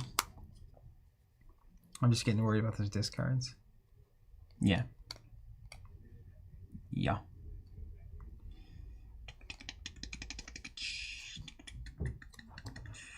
Armor. So actually, let's do this because I have an armor, so I'll hopefully survive that. And then let's spend 1 on this ability to remove a minion. Mm-hmm. And then let's go ahead and put down another cavalry. Ooh, okay. All right. That's pretty good. The Thunder Cavalry. Thundering Cavalry. These are good. These are red cards I haven't even seen. Okay, yeah, that's right. Yeah. Right, mostly, right. Okay, let's talk Boost card. boost card. Here we go. Rightmost gets +1 attack. Oh, come on. Classic. Come on. Okay, then we resolve. We go here. Fight ability happens. The Shadehounds bounce. Here. Mm-hmm. I'm going to punch the tower for 3 because I have a neighbor. Yeah. So it's going to go to 4. Then we'll go here. They're hitting for 3. You're hitting for 4. Yeah. This goes away. And I'm at +1/+1 because of my ability. Mm-hmm. And I draw a card. Then we'll go here. I'm hitting for 3. They're hitting for 3 through my armor. So we nuke each other. I will choose not to draw a card. Mm-hmm. And then my Land Shaker's going to do 1. Then the Skytear Drain doesn't do anything. Then I'm going to hit for 3. They're going to hit for 4. We nuke each other. Boom. I'll choose not to draw a card. Then we'll pillage for 2.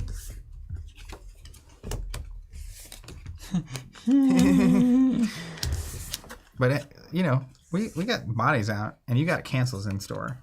This is not a bad. Yeah, now we need to bad start. turn for We need that. to start That should be- wrecking. Yeah. Okay. We gained 4 resources. I'm going to reveal 3 cards. You ready, party? Yes. Kenite Lava Cannon. Did you say 4 cards? 3 cards. Okay. This would summon 2 red minions, and then it deals 1 damage to the castle. If there are 4 more red minions, which there wouldn't be, it deals 3 damage instead. So, 2 red minions. 2 red minions. Doesn't seem that cancelable. Doesn't seem that bad, no. Alright, so let's put 2 minions on the red. And then 1 to the castle. 1 to the castle. Second card. Grialthan Battering Ram. Play, summon 2 blue minions. Choose 1 player. Choose 1. A player loses a mana. This deals 2 damage to the castle. We'd take that one. Yeah. So 2 blue minions. What do you think about that? I mean, the minions are getting unruly. I do think you should probably use it. On that one? We have, All right, let's use it. We Sure. have problems. Sure. Then last card for the round, the Fallen Kami. This is also a. It's an elite. Non-outsider card is revealed. Discard that card and give it -1. I'm gonna discard it. Yeah. You kidding me? That was good value. Hey. Who's laughing now? I'm a control player. That's right. So goals for me: if you do heal here, I can clear 2 minions, which is really nice. I want this guy to be between 2 people, so he gets armor, and he can engage 1 of the 1 minions. And I can spin 1 on the wind burner on 1 minion. Yep. Now, for him to engage minions and be next to 2 people, he can't be here, as an example. So We can take that to the castle, right? Who cares? well, to engage the minion, Someone's. It's gotta be and like I can possibly do that. This guy can engage the 2 minion group. Just do a little slap, slappy slap, and then you go to lane 2 with Thunder Cavalry, and then lane Sugar goes to 3. Let's just see. So you're saying this, Yeah. and then I'm Although here. at that point he wouldn't have a neighbor when he's striking. So okay, hold on a second. Well, he would have a neighbor. He's gonna die though after this strike. Oh, yeah. So then there's no. Which, it's not that huge. Like, it's fine if he doesn't have the armor. All right, let's just at least get a Totem Guardian out. So this is the one that's gonna restore 2 health to an ally and predict 2 from the Horde deck to see what we're dealing with. But where we put this thing, Probably the. it's a permanent neighbor, right? So if it's in the leftmost lane, it can just sit how much health there, does it have?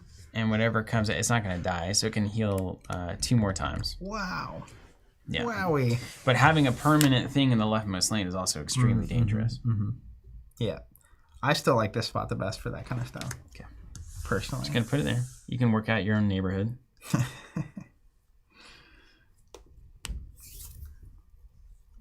We'll carry it. Go So ahead, far, use so it. good. Go and use the And this rotates. predict. Now, can I put those on the bottom? No, it's this one. Because those are some bad monsters. Well, there's only 3 cards in the deck, by the way. Oh no! What happens when we run out? We win. We reshuffle? Yeah, just like them. We go get some cake. Look at the top. Put any number on the bottom in any order, and the rest on the top in any order. Ooh yeah.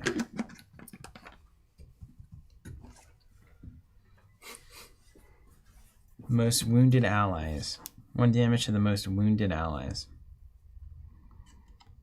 That would be bad for us. How many cards in that stack, everything? 3. Both of these are so bad, we just shouldn't have any of them. Do them like that. Right. So actually, I'm going to go ahead and use this. If I clear here, this doesn't even matter. He's not even going to engage a minion. Okay. He's just going to punch for a 3. Yeah. To nuke this thing. Yeah. So I'm going to go ahead and use that and clear here.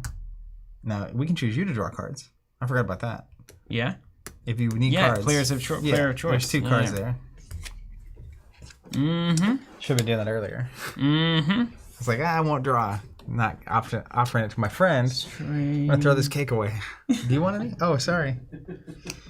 Okay. So. And then do we want to go after the castle here? So, one struggle here. I've got 4 cards. Keep this in mind. Mm-hmm. When the castle is destroyed, we're going to get 1 of each color minion. Mm-hmm. It's going to be 4, is how that kind of works. We actually may need to rethink this. Because if there's no minions over here, I don't think we can engage them. And we need them to be engaged with us when the castle gets destroyed. I think you can engage. Can you engage blank minion? I don't think there's anything that tells you can't do that. Or maybe there is. Yeah. At least 1 minion token. Yeah, you can engage it and then use the ability. No, you'd put it back. Yeah. Let me do some. Wow, that's thinking. just bogus. So technically, well, I have to engage. I have to do that thing. So if I play this Cherry Tree Bushido and engage, he's going to do 2 to this thing anyway. Mm-hmm. And then now I can engage here. It's used. So, but then this would destroy it. And then they would all get 1 again. So we need to destroy it first. However we can do. How would you even? You don't. Because leftmost would be the issue there. Yeah. It's always got to be leftmost. Now, because yeah, I might have the answer. Let's back this up. Okay. So I have this cicada shadows that can, as a fight action, strike the gate instead. But then the thing it's engaged with actually strikes our tower instead. So, as an example, let's back this up because you're attacking for 3. Yeah. So if I put these guys here and engage one of these guys, instead of hitting here, I'm gonna actually destroy this castle. Everything's gonna get 1. You're engaged here. You can clear that. They're gonna have 2 on this one. I can clear that and not die from it. This. So you end up pillage 2. Can I engage pillage 3? Not a blank one. No. Okay. So in this case, there'd be 2, 3, like you were saying. You have 1 card left. Which I think is the only way. It's the only way out of it, isn't it? Yeah. Let's find out.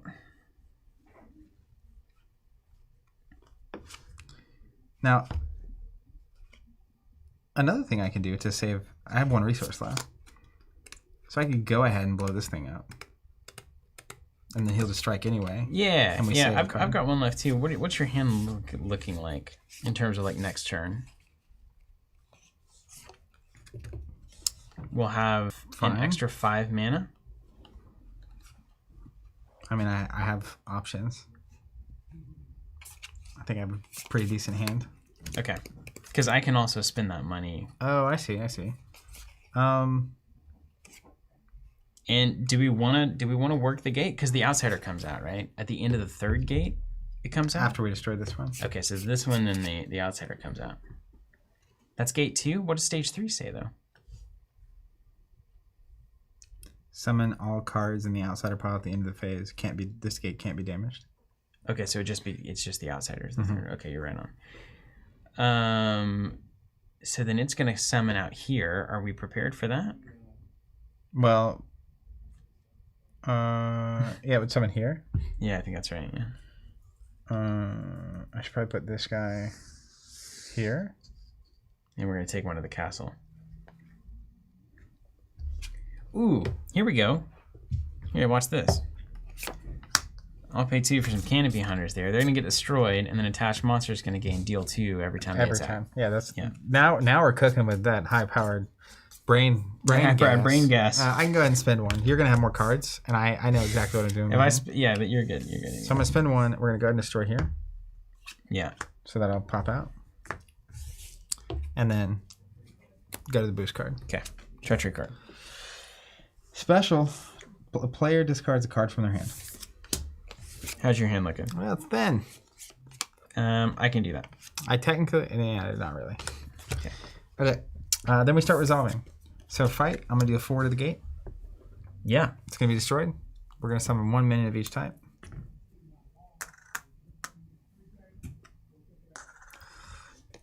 And then summon the outsider and advance to stage 3. The betrayed. He fits here. When he's played, summon 3 skeletons. So we're gonna go 1, 2. Outsider pile. Outsider pile. That's right. And then this is already resolved. So we'll go to this layer. Yeah. 4 to it, 3 back to me. I will go ahead and draw a card because we may as well lose together. Okay. Okay. I no longer have armor. You've got 3 attack against 2. So these are going to clear each other. Yep. Don't want to draw a card, I reckon. The Betrayed. Do 2 to it. It takes 2. Equal the number of monsters on the battlefield. So you got 1, 2, 3, 4 monsters. Yeah, it says other undead monsters. Oh, other? Yeah. He's number of monsters on the battlefield for attack. Yeah. So what is that? 1, 2, 3? Is that right? So he counts as 1 or 2. I don't know. But doesn't you die either way. Canopy Hunters attaches and gives him fight, deal 2. That's really handy. He can technically fight twice, right? Is that true? Does he fight both spaces? I think he does. Huh? I think he does. Yeah, so then... This goes to our face. So our 3. Castle. Yeah, 3 to the castle. Right to the castle. Can you hand me another one of those dice? 1, 2, 3. Okay. And then other undead get +1. So then skeleton token, 2 damage. Jackman says we may as well lose together is a fantastic tagline. These do 2, and then you do 1 back. Because the other undead get +1. So skeleton token dead. Draw does not happen. Okay. Into the face. Into the face. Now we go to the pillage 2. We're in the end game now. All right, so we're definitely going to get 1 skeleton. But if we can... Well, there's going to be the bad cards. That's 6. The stuff that's... 5? How much we got? 5? 5, yeah. So I got a 6. All right, let's look at the cards we're getting. Summon the Horde cards. Numero uno. Shade Havocs. Fight. Pillage 1 card for each monster on the battlefield. A player must discard a card to an ally in a Shade Havoc's lane. That's a problemo. We get +1 resource. So we need 0 monsters on the battlefield. The Oni Horde. Cool, cool. And Shade Hunter. Cool, cool, cool, cool. All right, this is hard. So technically, this only respawns if there's 2 monsters on the field. So if we can defeat these 3 and do 4, then we're in the clear. But then we have to survive the end of the round. Is that right? Well, we can't let this guy fight. Ability. He needs to be dead before the fighting phase. Okay. So let's go ahead and work on that first. Or he needs to not be able to fight. Like a stun. Yeah. Yeah. But if he is around and this thing's around, we got a problem. You know what I mean? We're not short on problems. Yeah, we got lots of them. Yeah. Okay, let's think about this. This is ready.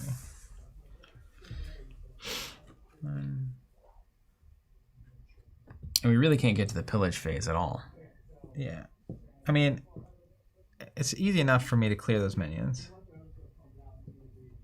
Yeah. Like this guy can sacrifice and just clear 2 minions, or I can pay 1 and clear 1. So am I right in my understanding that if this fight ability triggers, even if there's just these 2 guys, we will lose? He's going to pillage for each monster on the battlefield, right? We can't let him pillage. So the first thing is, can we prevent him from fight ability? I can stun him. Okay. First problem is solved. And for me to do that, I have to attach this to a unit in this first lane. Because it'll fight and it stuns someone next to it. Great. Great. If you read me. Great. Okay. I also have... no, that's not gonna matter. I can heal this guy for 2. That's good. Wow, just the beef came out this turn. Oh, we get 2 more money also. If that's relevant to your interest. That might be. So if you're healing, where did all this beef come from? That was all at the bottom of the deck, I guess. Just waiting for us. A lot of beef. Yeah. So technically, as an example, I put it down there. If you did heal this, and I use the ability to clear the minions, I attach the sword so that I punch this guy out and I stun here. We let that, then something needs to be able to do 5, which I also have the answer to that. You got to discard to do that, to put something in there. I think I can manage. So I also have the ability to do 5 here, cleared. So then it's a matter of, can we deal 4 and 4? Can we deal 4 and 4? And to make math easier, technically, I can deal 4 if you have something you can put here that can deal 3. Because I have a boost for +2 on this lane. Okay. Or I could do full 4 here, technically. Okay. And actually, hold on. Hold the phone. Math's getting crazy. I could use this ability. We have to survive through the minions, right? Unless we just kill the outsider. Well, then we have to survive to the end of the turn. They did say that, didn't they? So I also have this burn ability. Yeah. So I can kill one of those, and they'll pillage one, as long as more minions don't show up. And I can do one with this ability and with this to things on the board. Yeah. To get the damage to be the right damage. Yeah. Okay. And we maybe...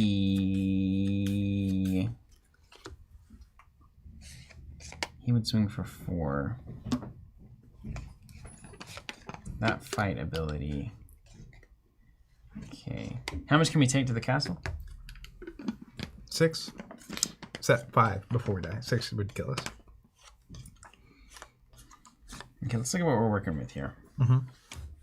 They're both getting played. I'll go down to 2 mana. We've got Kotlik.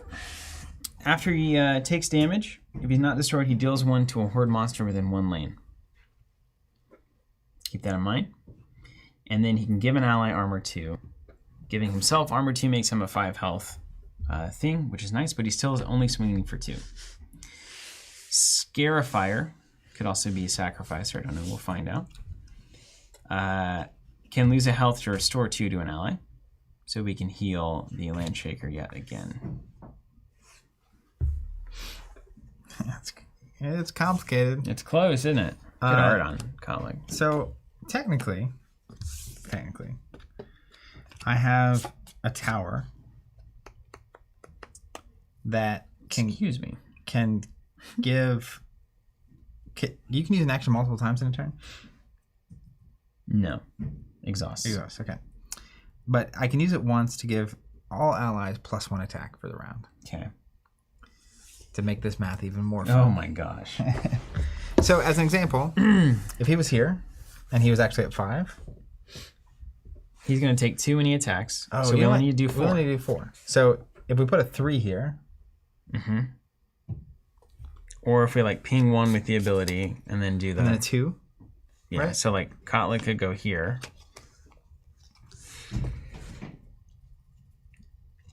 Is he the? He can ping the monster though, right? Or anything on it. And these 2 things have to be dead before this thing dies. Yeah. Agreed. So okay, first order of business. Kill the first 3. Yeah. So 1 health, it can be anything on this. Yeah. This guy. You can use the Landshaker ability. First of all, let's heal the Landshaker. Yeah. Action. Okay. So realistically, if I use the Landshaker, clearing the minion so we don't die makes sense. At least 1 minion, Or right? we can clear a minion with this thing. So we have 2 damage floating that we can do separately to things. This thing's hitting for 4, so technically just easiest math real quick before we start getting fancy. I can put this guy here. Ping for 1 defeats that guy. I have the attachment here that'll stun that guy as well. So easy. These problems killed. Easy. We have 1 more floating damage, and we need to do 3 here. We've got 2 there. Within 1 lane could also do 1 more here with his ability. So we could swing for 2.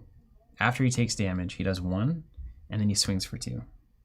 It says anyone within 1 lane, right? Your own lane is within 1, I assume, given how I know Skytear. Would he give himself armor, I assume? He would, yeah. So then we've got that done accordingly. Which would be 2, 3 plus the ping that you're doing. 4. That's 4. Okay. Then this is going to take 2 when it takes its action. That's right. So then we need to do 4 there. Right. I can do 1. And I have a way to give you +4. +4? No, I don't. Yes, I do. No, +3, I mean. To get you to 4. Okay, well that would be 4. So then let's back this up for a second before we get too far ahead of ourselves, because things are going to go wonky. You know they always will. And then Shade Hunters does 4 to our castle. Can we take that? We can. Okay. If he has +2, he would destroy us, right? I technically know what that card is. Is it a +2? Give me the discard pile. I'll have to look at it. I know what it is, but let's not cheat, you know. Yeah. But I know what it is. Yeah. Play within the bounds of the rules.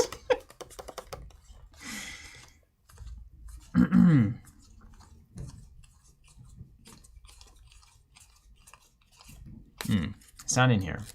There's only 1 in the deck. It's the Revenant Archers. Hey, Bryce, can you pull up the Revenant Archers on screen there? And can you tell me how many the boost icons that it has there? What's the treachery ability? Is there Do you want me to look at the card? Is there swords on the right or is there swords on the left? Left. Sword on the left. One sword on the left. Perfect. Solid. Easy. Okay, so check this out. No treachery ability. Okay. Let's walk this down. I'm going to play the Steam Tower. Beautiful tower. I'm going to take a damage and exhaust it, and all allies get +1 for the remainder of the turn. So that opens up Kotlik to That opens ping up- elsewhere. That opens up a lot. Okay. So now I'm dealing 5 here. I do not need a floating damage. You don't need to ping. So then I can put the extra damage here.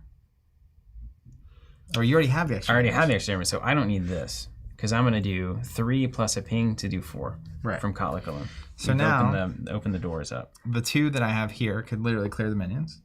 Mm-hmm. We can also use this to do a damage to the Horde monster, straight up. Yeah.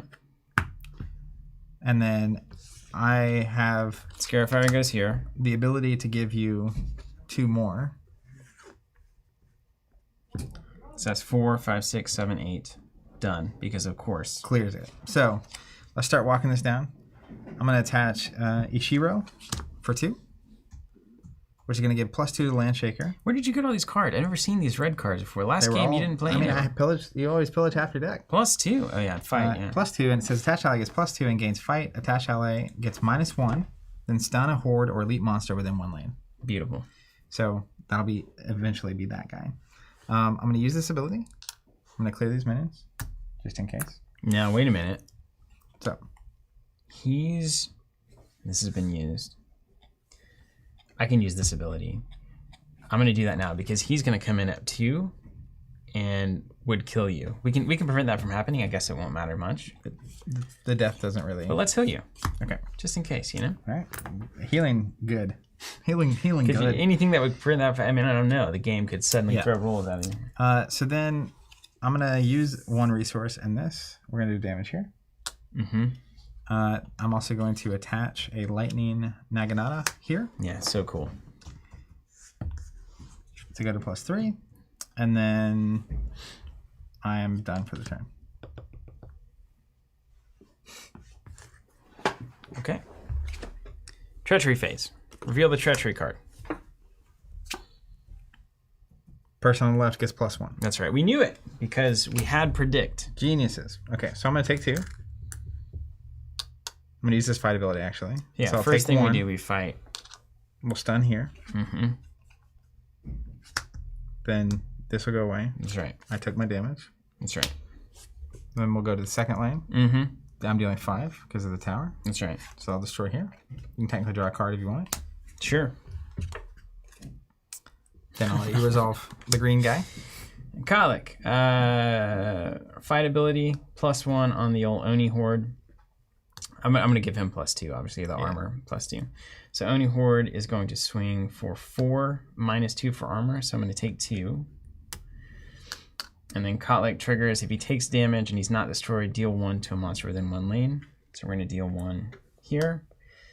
And then he's got 3 from your tower, so you can do 3 more here. There it is. Dead. I'll gain 1 card.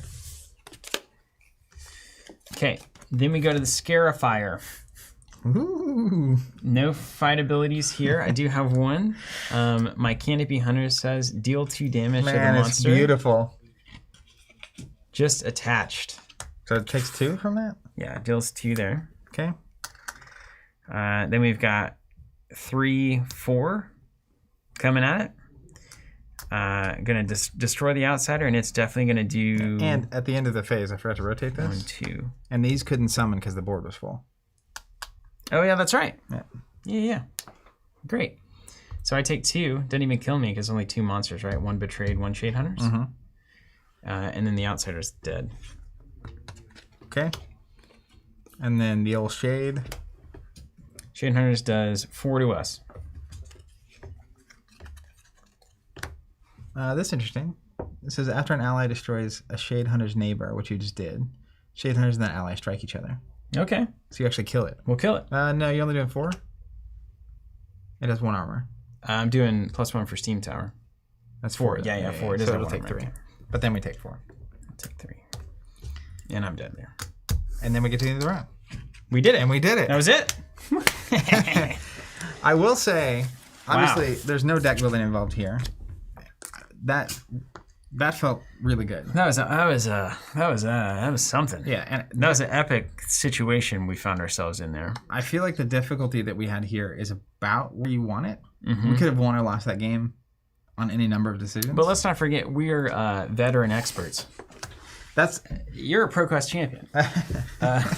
So my Elo and Seal is respectable in Flesh and Blood. Did I tell you I got that tattooed? Pro Quest champion. Just kidding. That lower back. Yeah, that's right. Yeah. But so the point I was going to make though is, no matter how good or bad you are at the game, and having different difficulty scales is really smart. The next step up has got to be, I guess, with deck building, it would be higher. And like building together and like the synergy. Even here, the red and green felt way better than that was last awesome. Week. And we knew what we were doing a little bit, but whatever needs to happen for this to be the level of difficulty every time, no matter who's playing, is critical. Yeah, Razor's Edge. I like this a lot. This is probably where their testing was. Giacomo says, I think this one should be the hard difficulty, which would be the middle one. Yeah, I think respectable. Yeah, right? It's like you're probably not new to the game at this level, but you're also not like trying to just play, Well, it depends. How often do you want the players to win? I mean, that every co-op designer has to. I think Marvel Champions. I think the original intent was 80% of the time the players win. And if you imagine like on normal difficulty, 80% of the time you're like not really caring about optimized decks and super efficient plays is going to win 80% of the time. Your difficulty is dialed in pretty low compared to what this would be for an average co-op experience. Yeah, there is a lot of ways to lose this game. But if you're Dark Souls, and you want the players to win 10% of the time or 5% of the time, you could have that. I feel like having modes where players get to make that choice is important. Yeah. Like that campaign box, that second one for champions or whatever that was called. Right. You don't want to get in that situation. You don't want it to be, this is the only option. And it's not even about like 80% of the time you're making the right choice either. It's like, in general, depending on the game, it's like there are going to be decks and cards that are the optimized max value stuff. Then there's the really thematic, interesting story, lore-based, fun stuff. And sometimes they're the same thing, but sometimes they're not. And so the wider that net, it means that, we could play some very lower tier decks against easy, and it might be just as hard as our best decks against the expert. But having that ability to tweak it, depending on what you're bringing to the table and who you're playing with, I think is really important. Because it's just numbers on the gate, really. And maybe a few abilities. Did you see Lucas's comment? Yeah, I love this. Lucas saying, well, so time to go back it. If it's Covenant approved, it will probably be good. They've yet to steer me wrong. Here's what I'll say, Lucas. We have not played this game enough to say, like, 100% stamp of approval, right? We're seeing the prototypes here. Here's what I would say, though. We know Giacomo and Ricardo. We've seen how they interact with Skytear, their PvP game, the original miniatures game that they launched. We've seen the way they interact with the community, and we've seen the way that they approach design and balance and those kinds of things. So I have full confidence in them as publishers and designers and a team that's going to put something out that's really high quality. I also think that the game is landing in a pocket of co-op / solo games that is currently not really around very much, where it is more of a TCG kind of that experience of having a little more technical prowess in a card game. You're interacting with rules in a much more meticulous way. You're having to manage your hand size in a very very careful kind of way. You're having to manage your pillage pile. You're having to manage the health of your castle and their gate. You're having to look ahead at how many horde monsters are going to be coming out, what you're going to be able to play in 1 or 2 turns. So it gives me a similar... Marvel Champions does not give me the same kind of burn that I feel when I play Flesh and Blood. Right. Or Spoils, or Magic for that case, whatever that pocket is.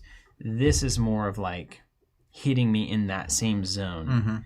It's like the TCG, LCG, like competitive brain, but it's still a cooperative experience. Yeah, I don't know why that is, but I think it's a really good place for a cooperative game to exist amid Arkham and Lord of the Rings and Marvel Champions, particularly. For sure. Well, and I think especially for a cooperative card game. if you're not into, and I know people like this, not really into Marvel, and then Arkham's a little like out there. Arkham's a lot of story. Well, just like campaigny. Some people aren't into horror. Yeah. Vibes. Like you and me. But like, it doesn't bother me. You know what I mean? Like, can you grab there's a printer, there's a PvP rules in the printer. I'll grab it doesn't like bother me, but I'm also not like super into it. The theme of this is, I've liked the theme since I read that lore book for the first time. Yeah. But I also think actually talking about like tower defense feel, I was feeling it. There's like an unstoppable kind of, and you have to think about it in terms of like, I'm putting something here. How can I get it there and get it to keep giving me as much value as it can? Like, there's this wave mentality to it. Yeah. And timing what you're building and when the waves are coming and all that kind of stuff, and then like going for it kind of a thing. So I'd say like, it seems like their brand so far, the first game was based on a MOBA. The second game was based on tower defense, right? Their brand is Battle.net circa 2008. Yeah, which is really cool. Or 2006. Gosh, I'm getting old now. And I 2004? Yeah, we're coming up on 20 years ago. But that's a cool area to be dabbling in. And then it's a good entrance into the genre. Yeah, and I feel like it's either the best thing or it's not going to be good. But like designing so many layers into the experience, solo, co-op, PvP, the different stages of difficulty, the customization of the decks and everything that's going on, that's either going to play a beautiful concert or like it's going to be hard to balance all those plates. Yeah, I agree. Well, hey, you know what? I don't think we have time to fully do a PvP. Yeah, I'd like to set it up and see what it would play like. Yeah. So we can get a feel for it. I enjoyed that very much.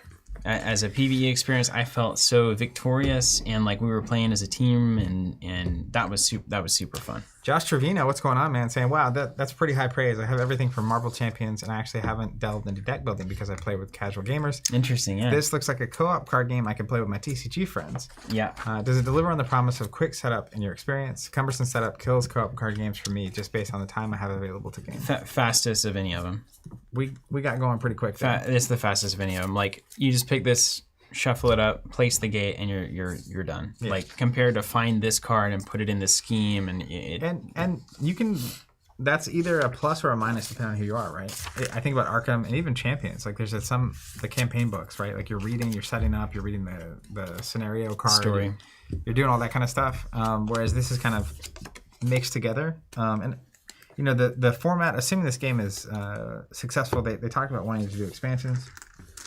So how they deliver more of those outsiders and more of those decks and those experiences is a really relevant piece of, I think, how much you can get out of this game. Yeah. Yet another thing to balance. Good luck. I'm with it. All right, so let's look at this PvP mode. It says supports 2 to 3 players. One of them is the Horde player, controlling the Horde, while up to 2 players fight as the Alliance. So classic like Overseer, old-fashioned Dungeons & Dragons, but Imperial Assault, Descent, that kind of thing. To play this mode, you use any set of player versus player gate cards with the desired player count and difficulty. So let's do a 1v1 gate. You can look at do 1v1 normal or whatever it is. Do I have those? And Giacomo sent those to us also. Okay. John's got them in. Okay, good. But even so, okay, we've got players 1v1. You ever do the thing where you're looking at something, especially a card, and you try to do this to zoom in? I have not done that yet, but that's crazy. I just did that. Like, you see, there's a lot going on in this piece of art. Yeah. I mean, I believe that you and do that. I literally just intuitively, my brain was like doing this, and I was like, that's hilarious that I just tried to do that. Has anyone else done that? Have you heard the rumor in the Apple Mill about the augmented reality glasses? No. What, are they going to put that in their new car? No, it's not like VR, but they're literally selling potentially glasses that, like, you know, like RoboCop, like Google Glass, or like the old Google Glass from 8 years ago. Apparently, Apple's supposed to be really doing it. No. Why didn't they name them Googles? Let me put on my Googles. That's so good. We gotta go to Bryce Cam. Oh man, Bryce has got it. Okay, so here's our gate. Okay, cool. You got that? Yeah, you've got it up on the screen. So you see how they've switched to the middle now as the top that's number? way better. That's better. Yeah, kudos to you guys. Horde player draws 5 cards and may take. Let me just get the exact thing we just had. So we set it up. Your gate is there, my phone. Mutton Chop Piper saying, this is a game I've been looking. End of sentence. One that I can, I think four. One that I can set up during my lunch break, play through in an hour. Looking forward to playing it once it ships. Yep, definitely do that. Okay, Horde player draws 5 cards and may take a mulligan. I'm not even going to do it.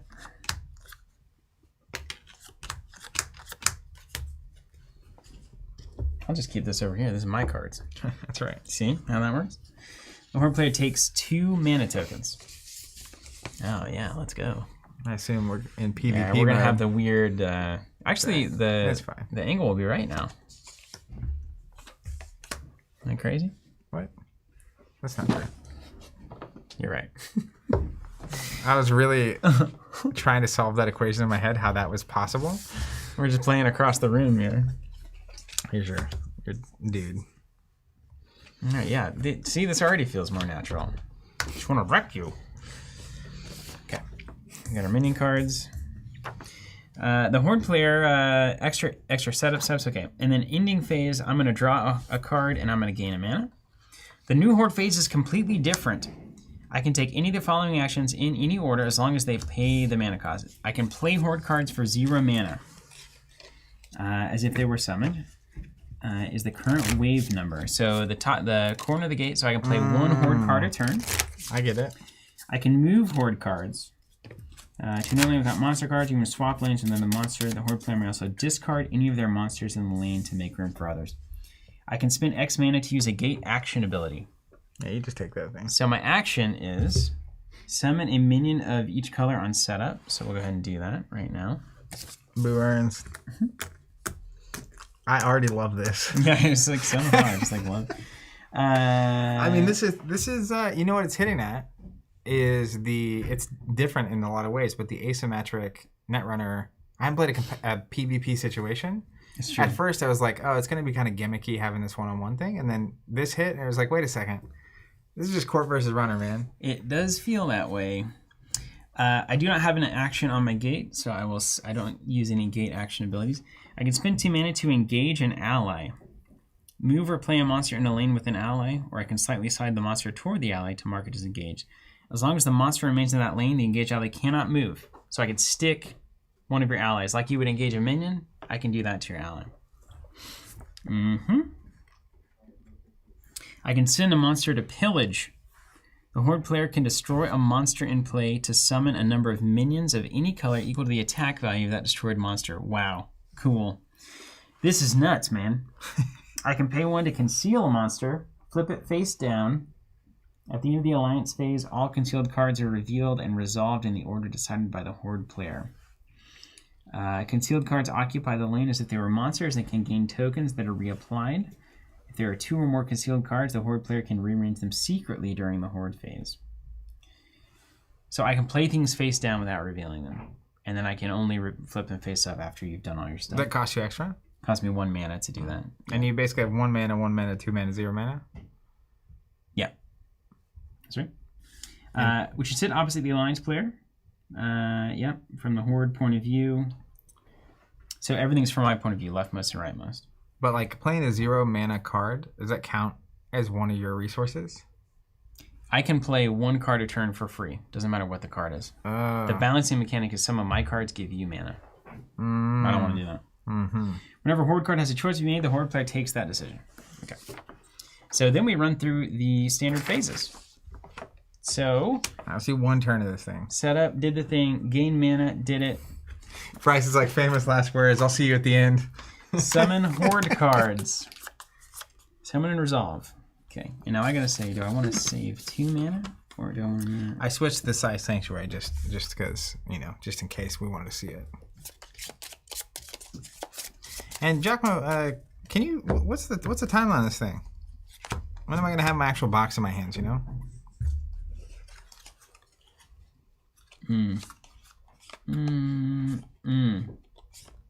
Oh my. So this is the play. That's the play there.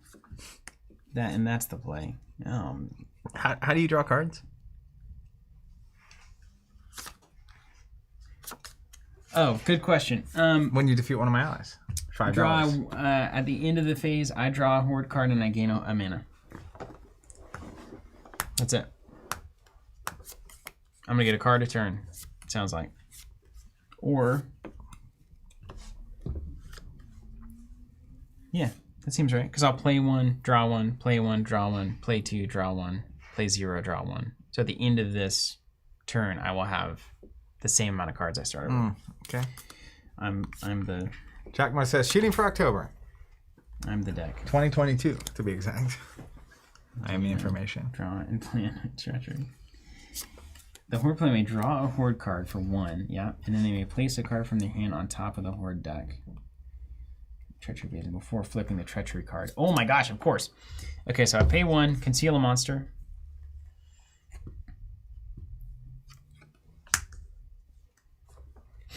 It could be anything. It could be anything. It could be anything, Zach. Yep. Just like Netrunner. And then You want to face check this? I will A tablet? pass it over to you. Alliance phase then. All right. I'm out on chat, so you're all chat. Okay. Well, I'm not going to walk into that trap. God. Foiled again.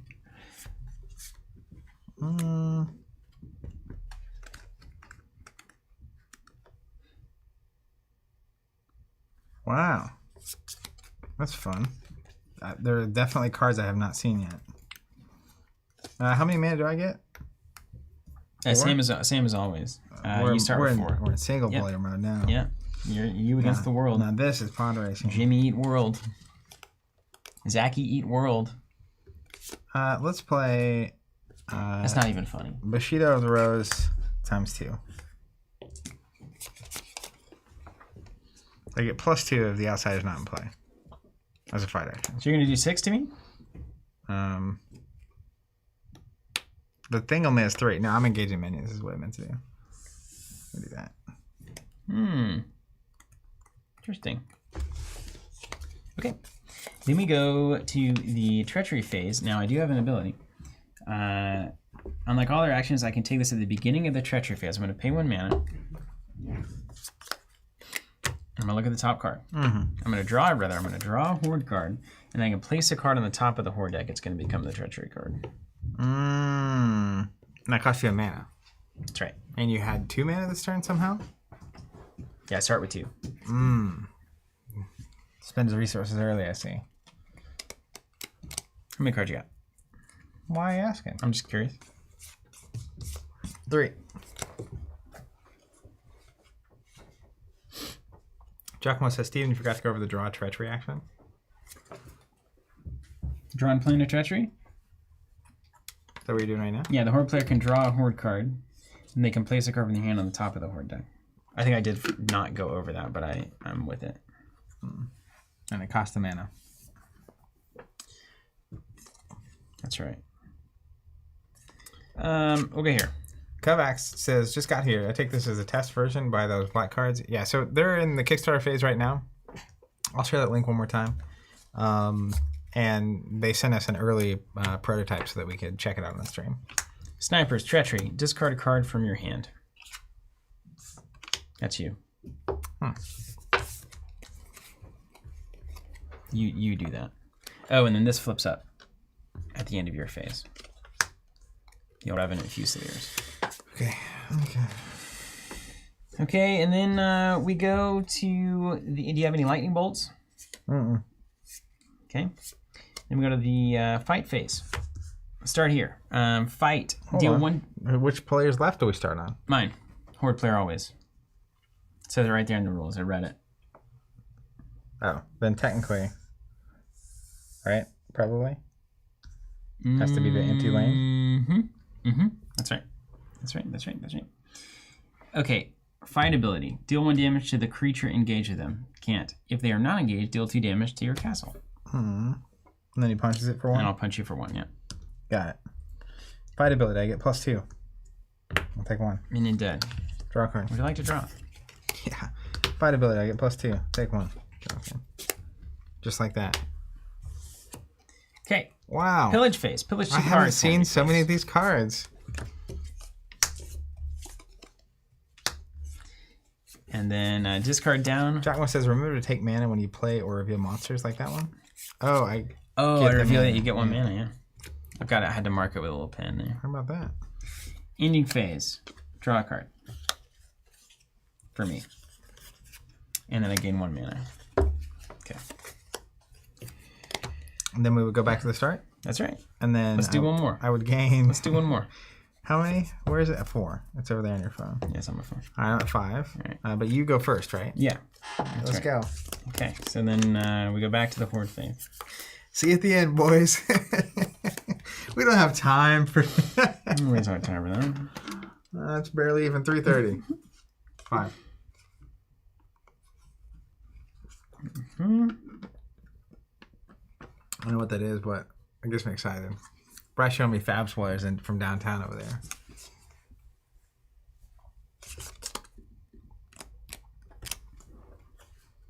Jackmo says, wait, the Horde player gets the mana in that case because those are under the cube. I thought you got that. Right? Are the ones you added, do you get the mana? Well, I hope not. Are they really? If there's +1 or +2, the Alliance gets it. If there are 1 or 2 dots, the Horde gets the mana instead. Oh my gosh, I get the mana. Ah! That's just a miracle. That's bananas.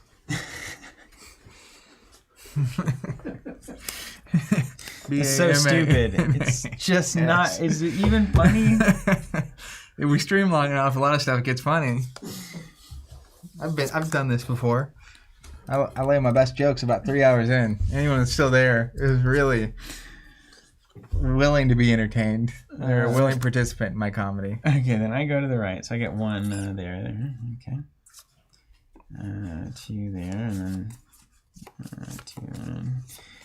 Okay, well, I'll just play it easy. Let's take her easy, man. Take it easy. I don't like this hidden business. I'm not exactly sure how your turns work right now, and I don't need to know. 1 there. When you can gain 2 again, there are 2 or more. Yeah, at the end of the line, all until the cards are revealed. And then, Mattis, hey guys, how's the PvP mode? We're just not getting into it, but it seems really good. Just from. That's it for me. How much health do your gate have? Has 3 health. Holy smoke-a-rollies. How many does the next one have? Just for reference. 4. And the one after that is the outsider. And does anything happen when I destroy the first one? You draw a card. Well, that seems relevant. All right, so 2, 3.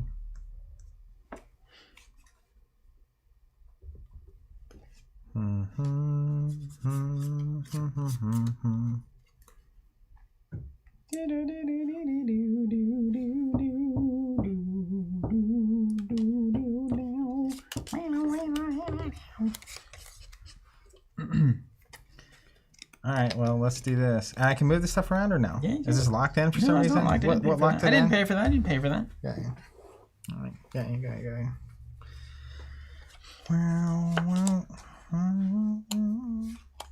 I'm going to play Combustion. What's that do? Never seen it before. Wait, it's fast action. Can't play it right now. You can. You don't have to, but you can. All right. When can I play it later if I want to? After the treachery is revealed. We'll wait.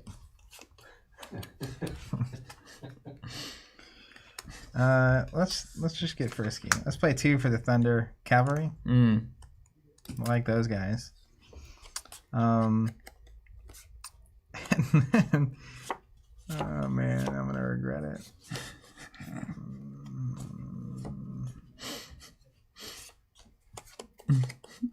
Let's attach a Daikyu of the Flame.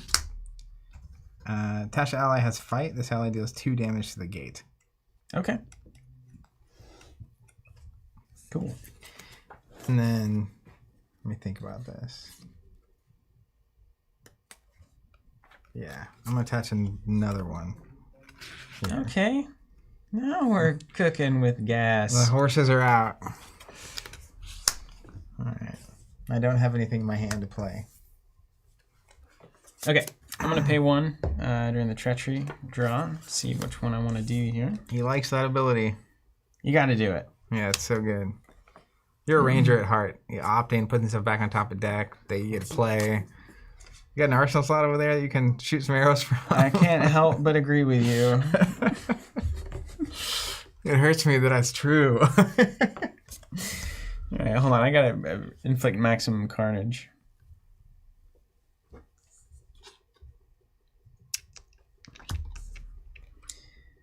Okay, let's put this here. Ready for the treachery? Mm-hmm. Snipers. Discard a card from your hand. Cheater. Cheater. Cheater. All right. Good? Yeah, excuse me. Fight. Deal 1 damage to the creature engaged with them. Gone. I had a plan. I should have played that card immediately. This thing comes up. I'll gain 1 mana there. 1 back. You Fight. punch my castle for 1? Yes, I do. You killed me beforehand. Okay. Revenant Cavalry gets +2, so I'm doing 3. I'm doing 2, 3. Okay. And the fight ability, I'll do 2 damage to your gate. 2 to my castle or my gate, yeah. Draw a card. And then Resurrect. Skeleton comes in. Where's the skellies? Here you go. Yeah. Skeleton crew, for real. Skeleton crew then. Okay. Over here? Mm-hmm. Fight ability, 2 damage to your gate. All right. You're dead. You get to draw a card. We go to the next phase. You draw a card if you kill this one, and I start at 2 cards to play. All right. Then I'm going to hit it for 3. Okay. And then Pillage for 2. You got it. Ending phase. Discard down, etc. Okay. You gain mana. Now I gain 5. I had the 1 there. Whew. I gain 1 at the end of the turn. I draw a card. Okay. All right. All right. All right. All right. You know, it's interesting because there's no card draw mechanic besides defeating your stuff. Mm-hmm. So I end up in a world where you kill the stuff and I don't have anything. I'm out of the game. That's right. Yeah, you've officially lost. So, yeah, you could view that like too much meat damage. So maybe don't do that. Yeah, I don't know. That's just the interesting concern, right? It is, yeah. I don't think that's a game state you probably want. So, worth thinking about over there. Nathaniel's saying, wow, this mode seems to work incredibly. I think it does. The concern I just laid is there's a lot of ways to fix that. I think in this mode, like even being able to like pay to draw might be relevant because I have like 7 money, which is interesting. I get 2 plays this turn. It's just crazy. It's really cool because like you playing stuff, it's so much like Netrunner, doesn't do anything. No. It's just I'm walls. just putting a challenge out. It's really fun. Walls that I have to get through. But you need to fill up so that I can't just put stuff in slots that you just take damage at. Yeah, I got to get my monsties out. Okay, I'll just be a standard horde. Let's put Oni Horde there.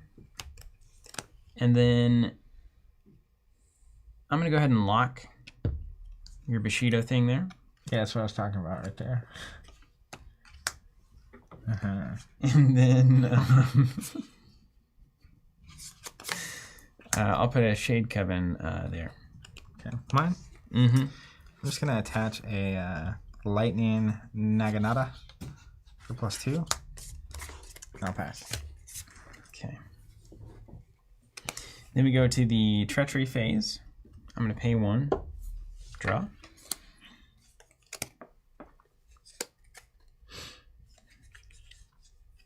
And then let's see. What are you doing? You doing 3 there? 2 to your gate, then 5. Yikes.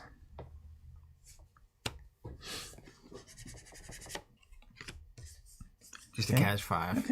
Okay. Fine. Mm-hmm. Fine. Let's go here. Any you're good. all right, +2 here. Oof. +2 permanently? Treachery card. Okay. Fight phase, left to right. Fight. 2 damage to the castle. Oh, you can kill my castle. There it is. And then 1 more. 1 damage to the castle. All right, 2 to your castle or 2 to your gate as a fight action. Get +2. So 2 to my gate. Got it. It's blown up. You get 1 card. Oof. Outsider. Comes in.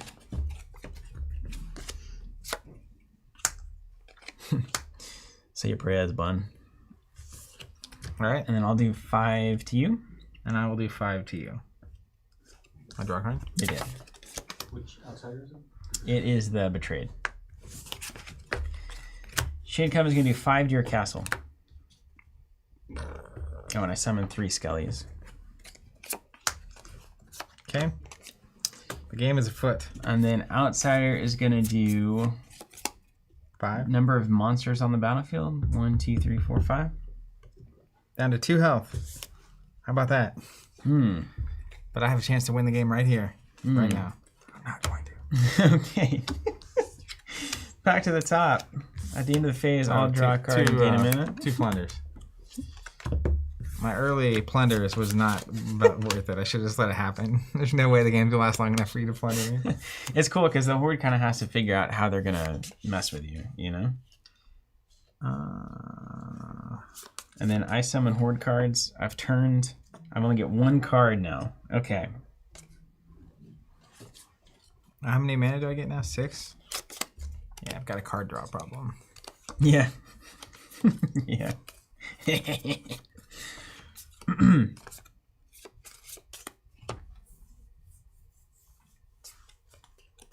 And what is this? When do we summon? When does this try to? It doesn't matter. That Windburner Castle is Yes, big body. the card. For the undead, you know, you got to ping the zombies. Let's play a Canaanite lava cannon. This doesn't sound fun. Summon 2 red minions, and then deal a damage to the castle. Oh no. If there are 4 or more, it would do 3. He's playing a burn deck. All right, that's my play for the turn. And Giacomo, remind you can rearrange your cards during your turn.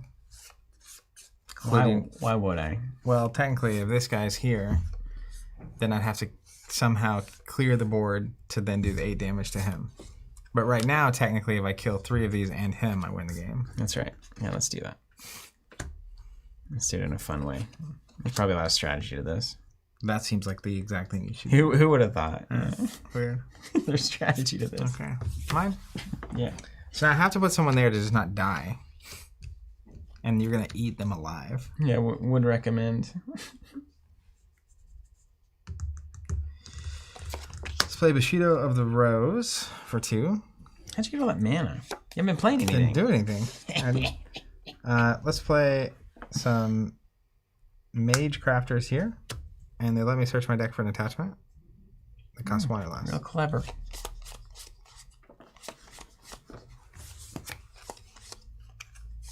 I don't know if I have any left. Let's see. I had 1. 1 Lightning Naginata. It's a good card. Does what it does.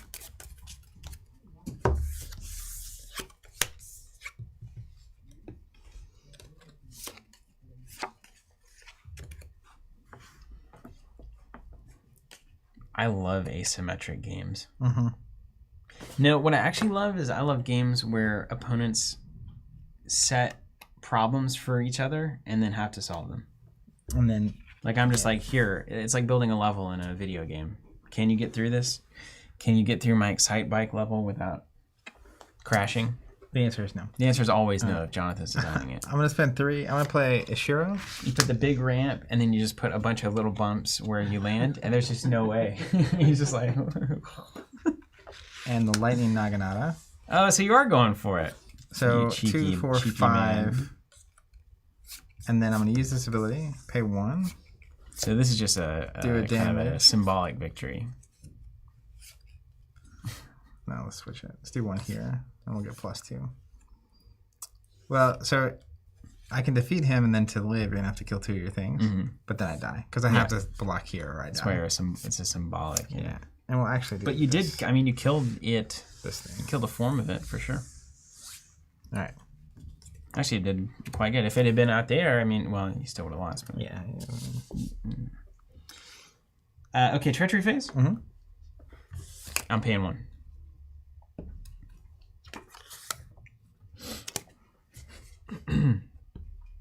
Yeah, Jeremy, things are not looking up for old Karumo.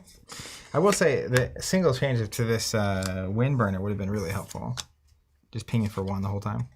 I had the money. Let's go here. And then... yeah.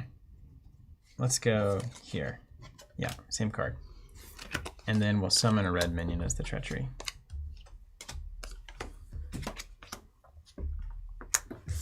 All right. All right. Ready to resolve? Yeah, no fight abilities for me. On this land, I'll punch you for 4. And then you destroy me. Yep. And then I'll use a fight ability. I'll lose 1. And then I'll stun a monster within a lane. So I'll stun your guy. And then I'll punch you for 7. Dead. Which, Destroy 2. 2 skeleton token. Gone. does he resummon or does he stay where he's at? I think he stays where he's at, and I think he would still stay stunned. Yeah. Probably. I mean, I guess I don't know that for sure, but Just Die. Stun doesn't blank your card now, does it? No. Just asking for a friend. it doesn't skip the rest of the turn at all. Yeah. Well, then I die. I'll do 3D. Yeah. Oh man, there's so much value in this. Yeah. I actually would we would like hang out and like be like, let's take on the horde, and then eventually be like, I'm gonna wreck you. Wreck you, man. Yeah. Man, there's some play here. For what's man, that's really interesting. it's like weird how well that works. Yeah. Now, so what I almost ran into that was identified as a potential problem was I had the one thing. If you had anything to remove it, or you could just fight it and remove it, and I couldn't kill you, I had no more people. I think my fundamental. I actually emailed this yesterday, and I think you felt the same way. I think the way that card draw goes in this game is very punishing in that you're linking card draw to doing things that you need to draw cards to do. Yeah, so it's like either double good or double bad. Right. If you're keeping the board clear, you have tons of cards to keep the board clear. Exactly. If you're not keeping If the you board fall clear, behind, you don't have less cards, which means you can't catch up. Yeah. Now in the cooperative version, it's less punishing because the bad guys are less aggressive, and so you almost always have the chance to play a character and engage with like the minions. Yeah. And they can't really stop you from doing that, and you blow up one of their minions, and then you draw a card, and so you have that whole thing going on. But in this case, very quickly, I was like, oh no. Yeah. And I had 12 mana just sitting there, and so like. I think, especially with card draw being tied to a success condition for the game, you also are going to have newer players make a mistake and then be like, I can't do anything now. Because like I got so behind that I have 1 card in hand and it's a tower, and I can't do anything with it, and now I lose the game. Yeah, and so that's the one thing I would say in terms of design. And the fact that card draw is inherently long-term negative. Isn't that funny? Like you lost almost because of drawing cards early. Yeah. And it's a nice balance because in every other game I played, you draw often and as much as you can. And that means it has to be controlled a lot more than this. But when there's an end phase that's happening, no matter what, I like that penalty. But given that penalty, this is already, I remember playing the much earlier prototype, and card draw was much more restricted. Yeah. So it's already way better, but it's almost like not that you need to go like the champions you draw up at the end of every round. It's like even if you were doing that technically, yeah, I guess that's right. You're just really giving options to spend them in on, and then you only get to make so many choices before you run out of deck to make choices. It's over. I guess that's really ultimately kind of the thing. Is card games are generally more fun when you have more options, but they can become degenerate when you have too much mana, and too many cards, and then the game doesn't stand a chance. Yeah. Classic balance. It's a fine balance. I think either drawing up at some point and or guaranteed card draw and or pay to draw. That's the go to spoilers. Pay 1 mana, draw a card. Boom. If you can Done. spend your actions or your money or whatever to get cards, that's always really positive. But in general, the fact that we played a solo mode, a co-op mode, I really dug that co-op mode. Both were great. And there's a heads up mode, and we've done no customization. It's like there's so much here. Yeah, that's what I was saying. So Jeremy's saying, I feel like there's just an absurd amount of value in this box. Multiple game modes, multiple factions, tons of difficulty levels, hordes, bosses. It's crazy. I agree with that. I think the value, if you're looking at that value lens, this is nuts. Yeah. GT Lime saying, I really hope the card draws improve somehow. It doesn't seem at all fun to be hit by some discard one from the opponent and then be out of the game. That is a PvP thing. Now, this is a brand new mode, right? So they've got a ton of time before this game gets released to hone in on these things. So just know that we're playing early prototypes. It's still not all like written in stone, printed, and finalized. These are early prototype, probably mid-level prototypes, not early. Yeah, it's definitely not early, but it's that last 5%. Last 5%? That does a lot. And I know that there's some discussion about card draw that I've seen with Giacomo Ricardo talking about that mechanic. So it may settle somewhere else in the end. It may not. But either way, like even as it stands right now, I think this is better than vast majority of games that come through. Well, and particularly like the price point's crazy. It is. This is what Brenda was saying. Why is the Kickstarter so well priced? At least make it more expensive so I'm not tempted to buy another game. Honestly, I think two things happen. And that's the price of this thing is crazy. Obviously, you're on Kickstarter, so you're going direct, so the margins are way better for a publisher than the typical 3-tier involving other people. So Kickstarters historically offer more value. You're getting like 50% per dollar, right? They can do more. Secondarily, they probably want to get to a certain scale to do stuff like that custom box and the custom stuff. Mm-hmm. So you probably price it to make sure you get there.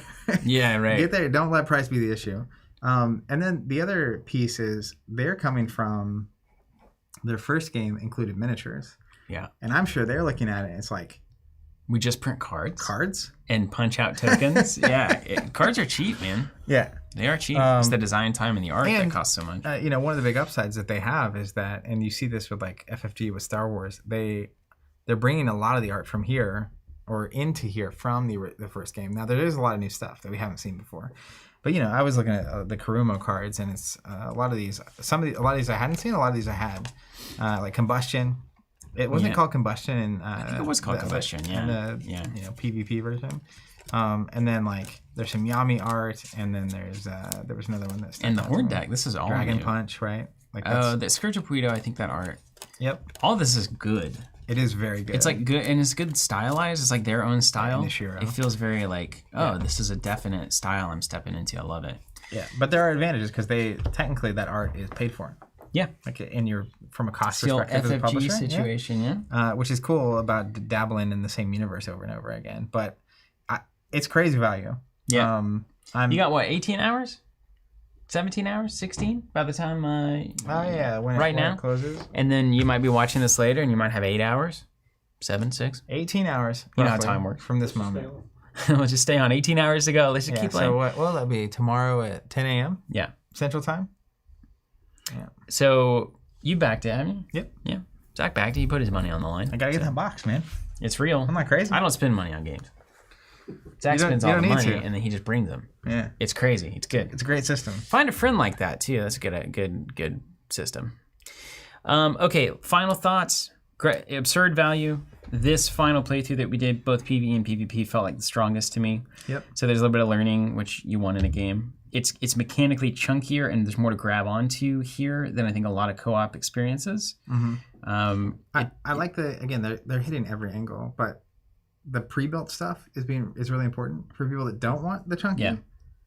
And yet I also, even playing pre-built, this is a deeper experience than I get from a lot of games with pre-builds. Mm-hmm. Like it felt somehow more engaging. And I think maybe the final thing, you guys will probably know what I'm saying when I say this, but it hits at the part of my brain that is excited whenever I'm playing at kind of a traditional 1v1 TCG.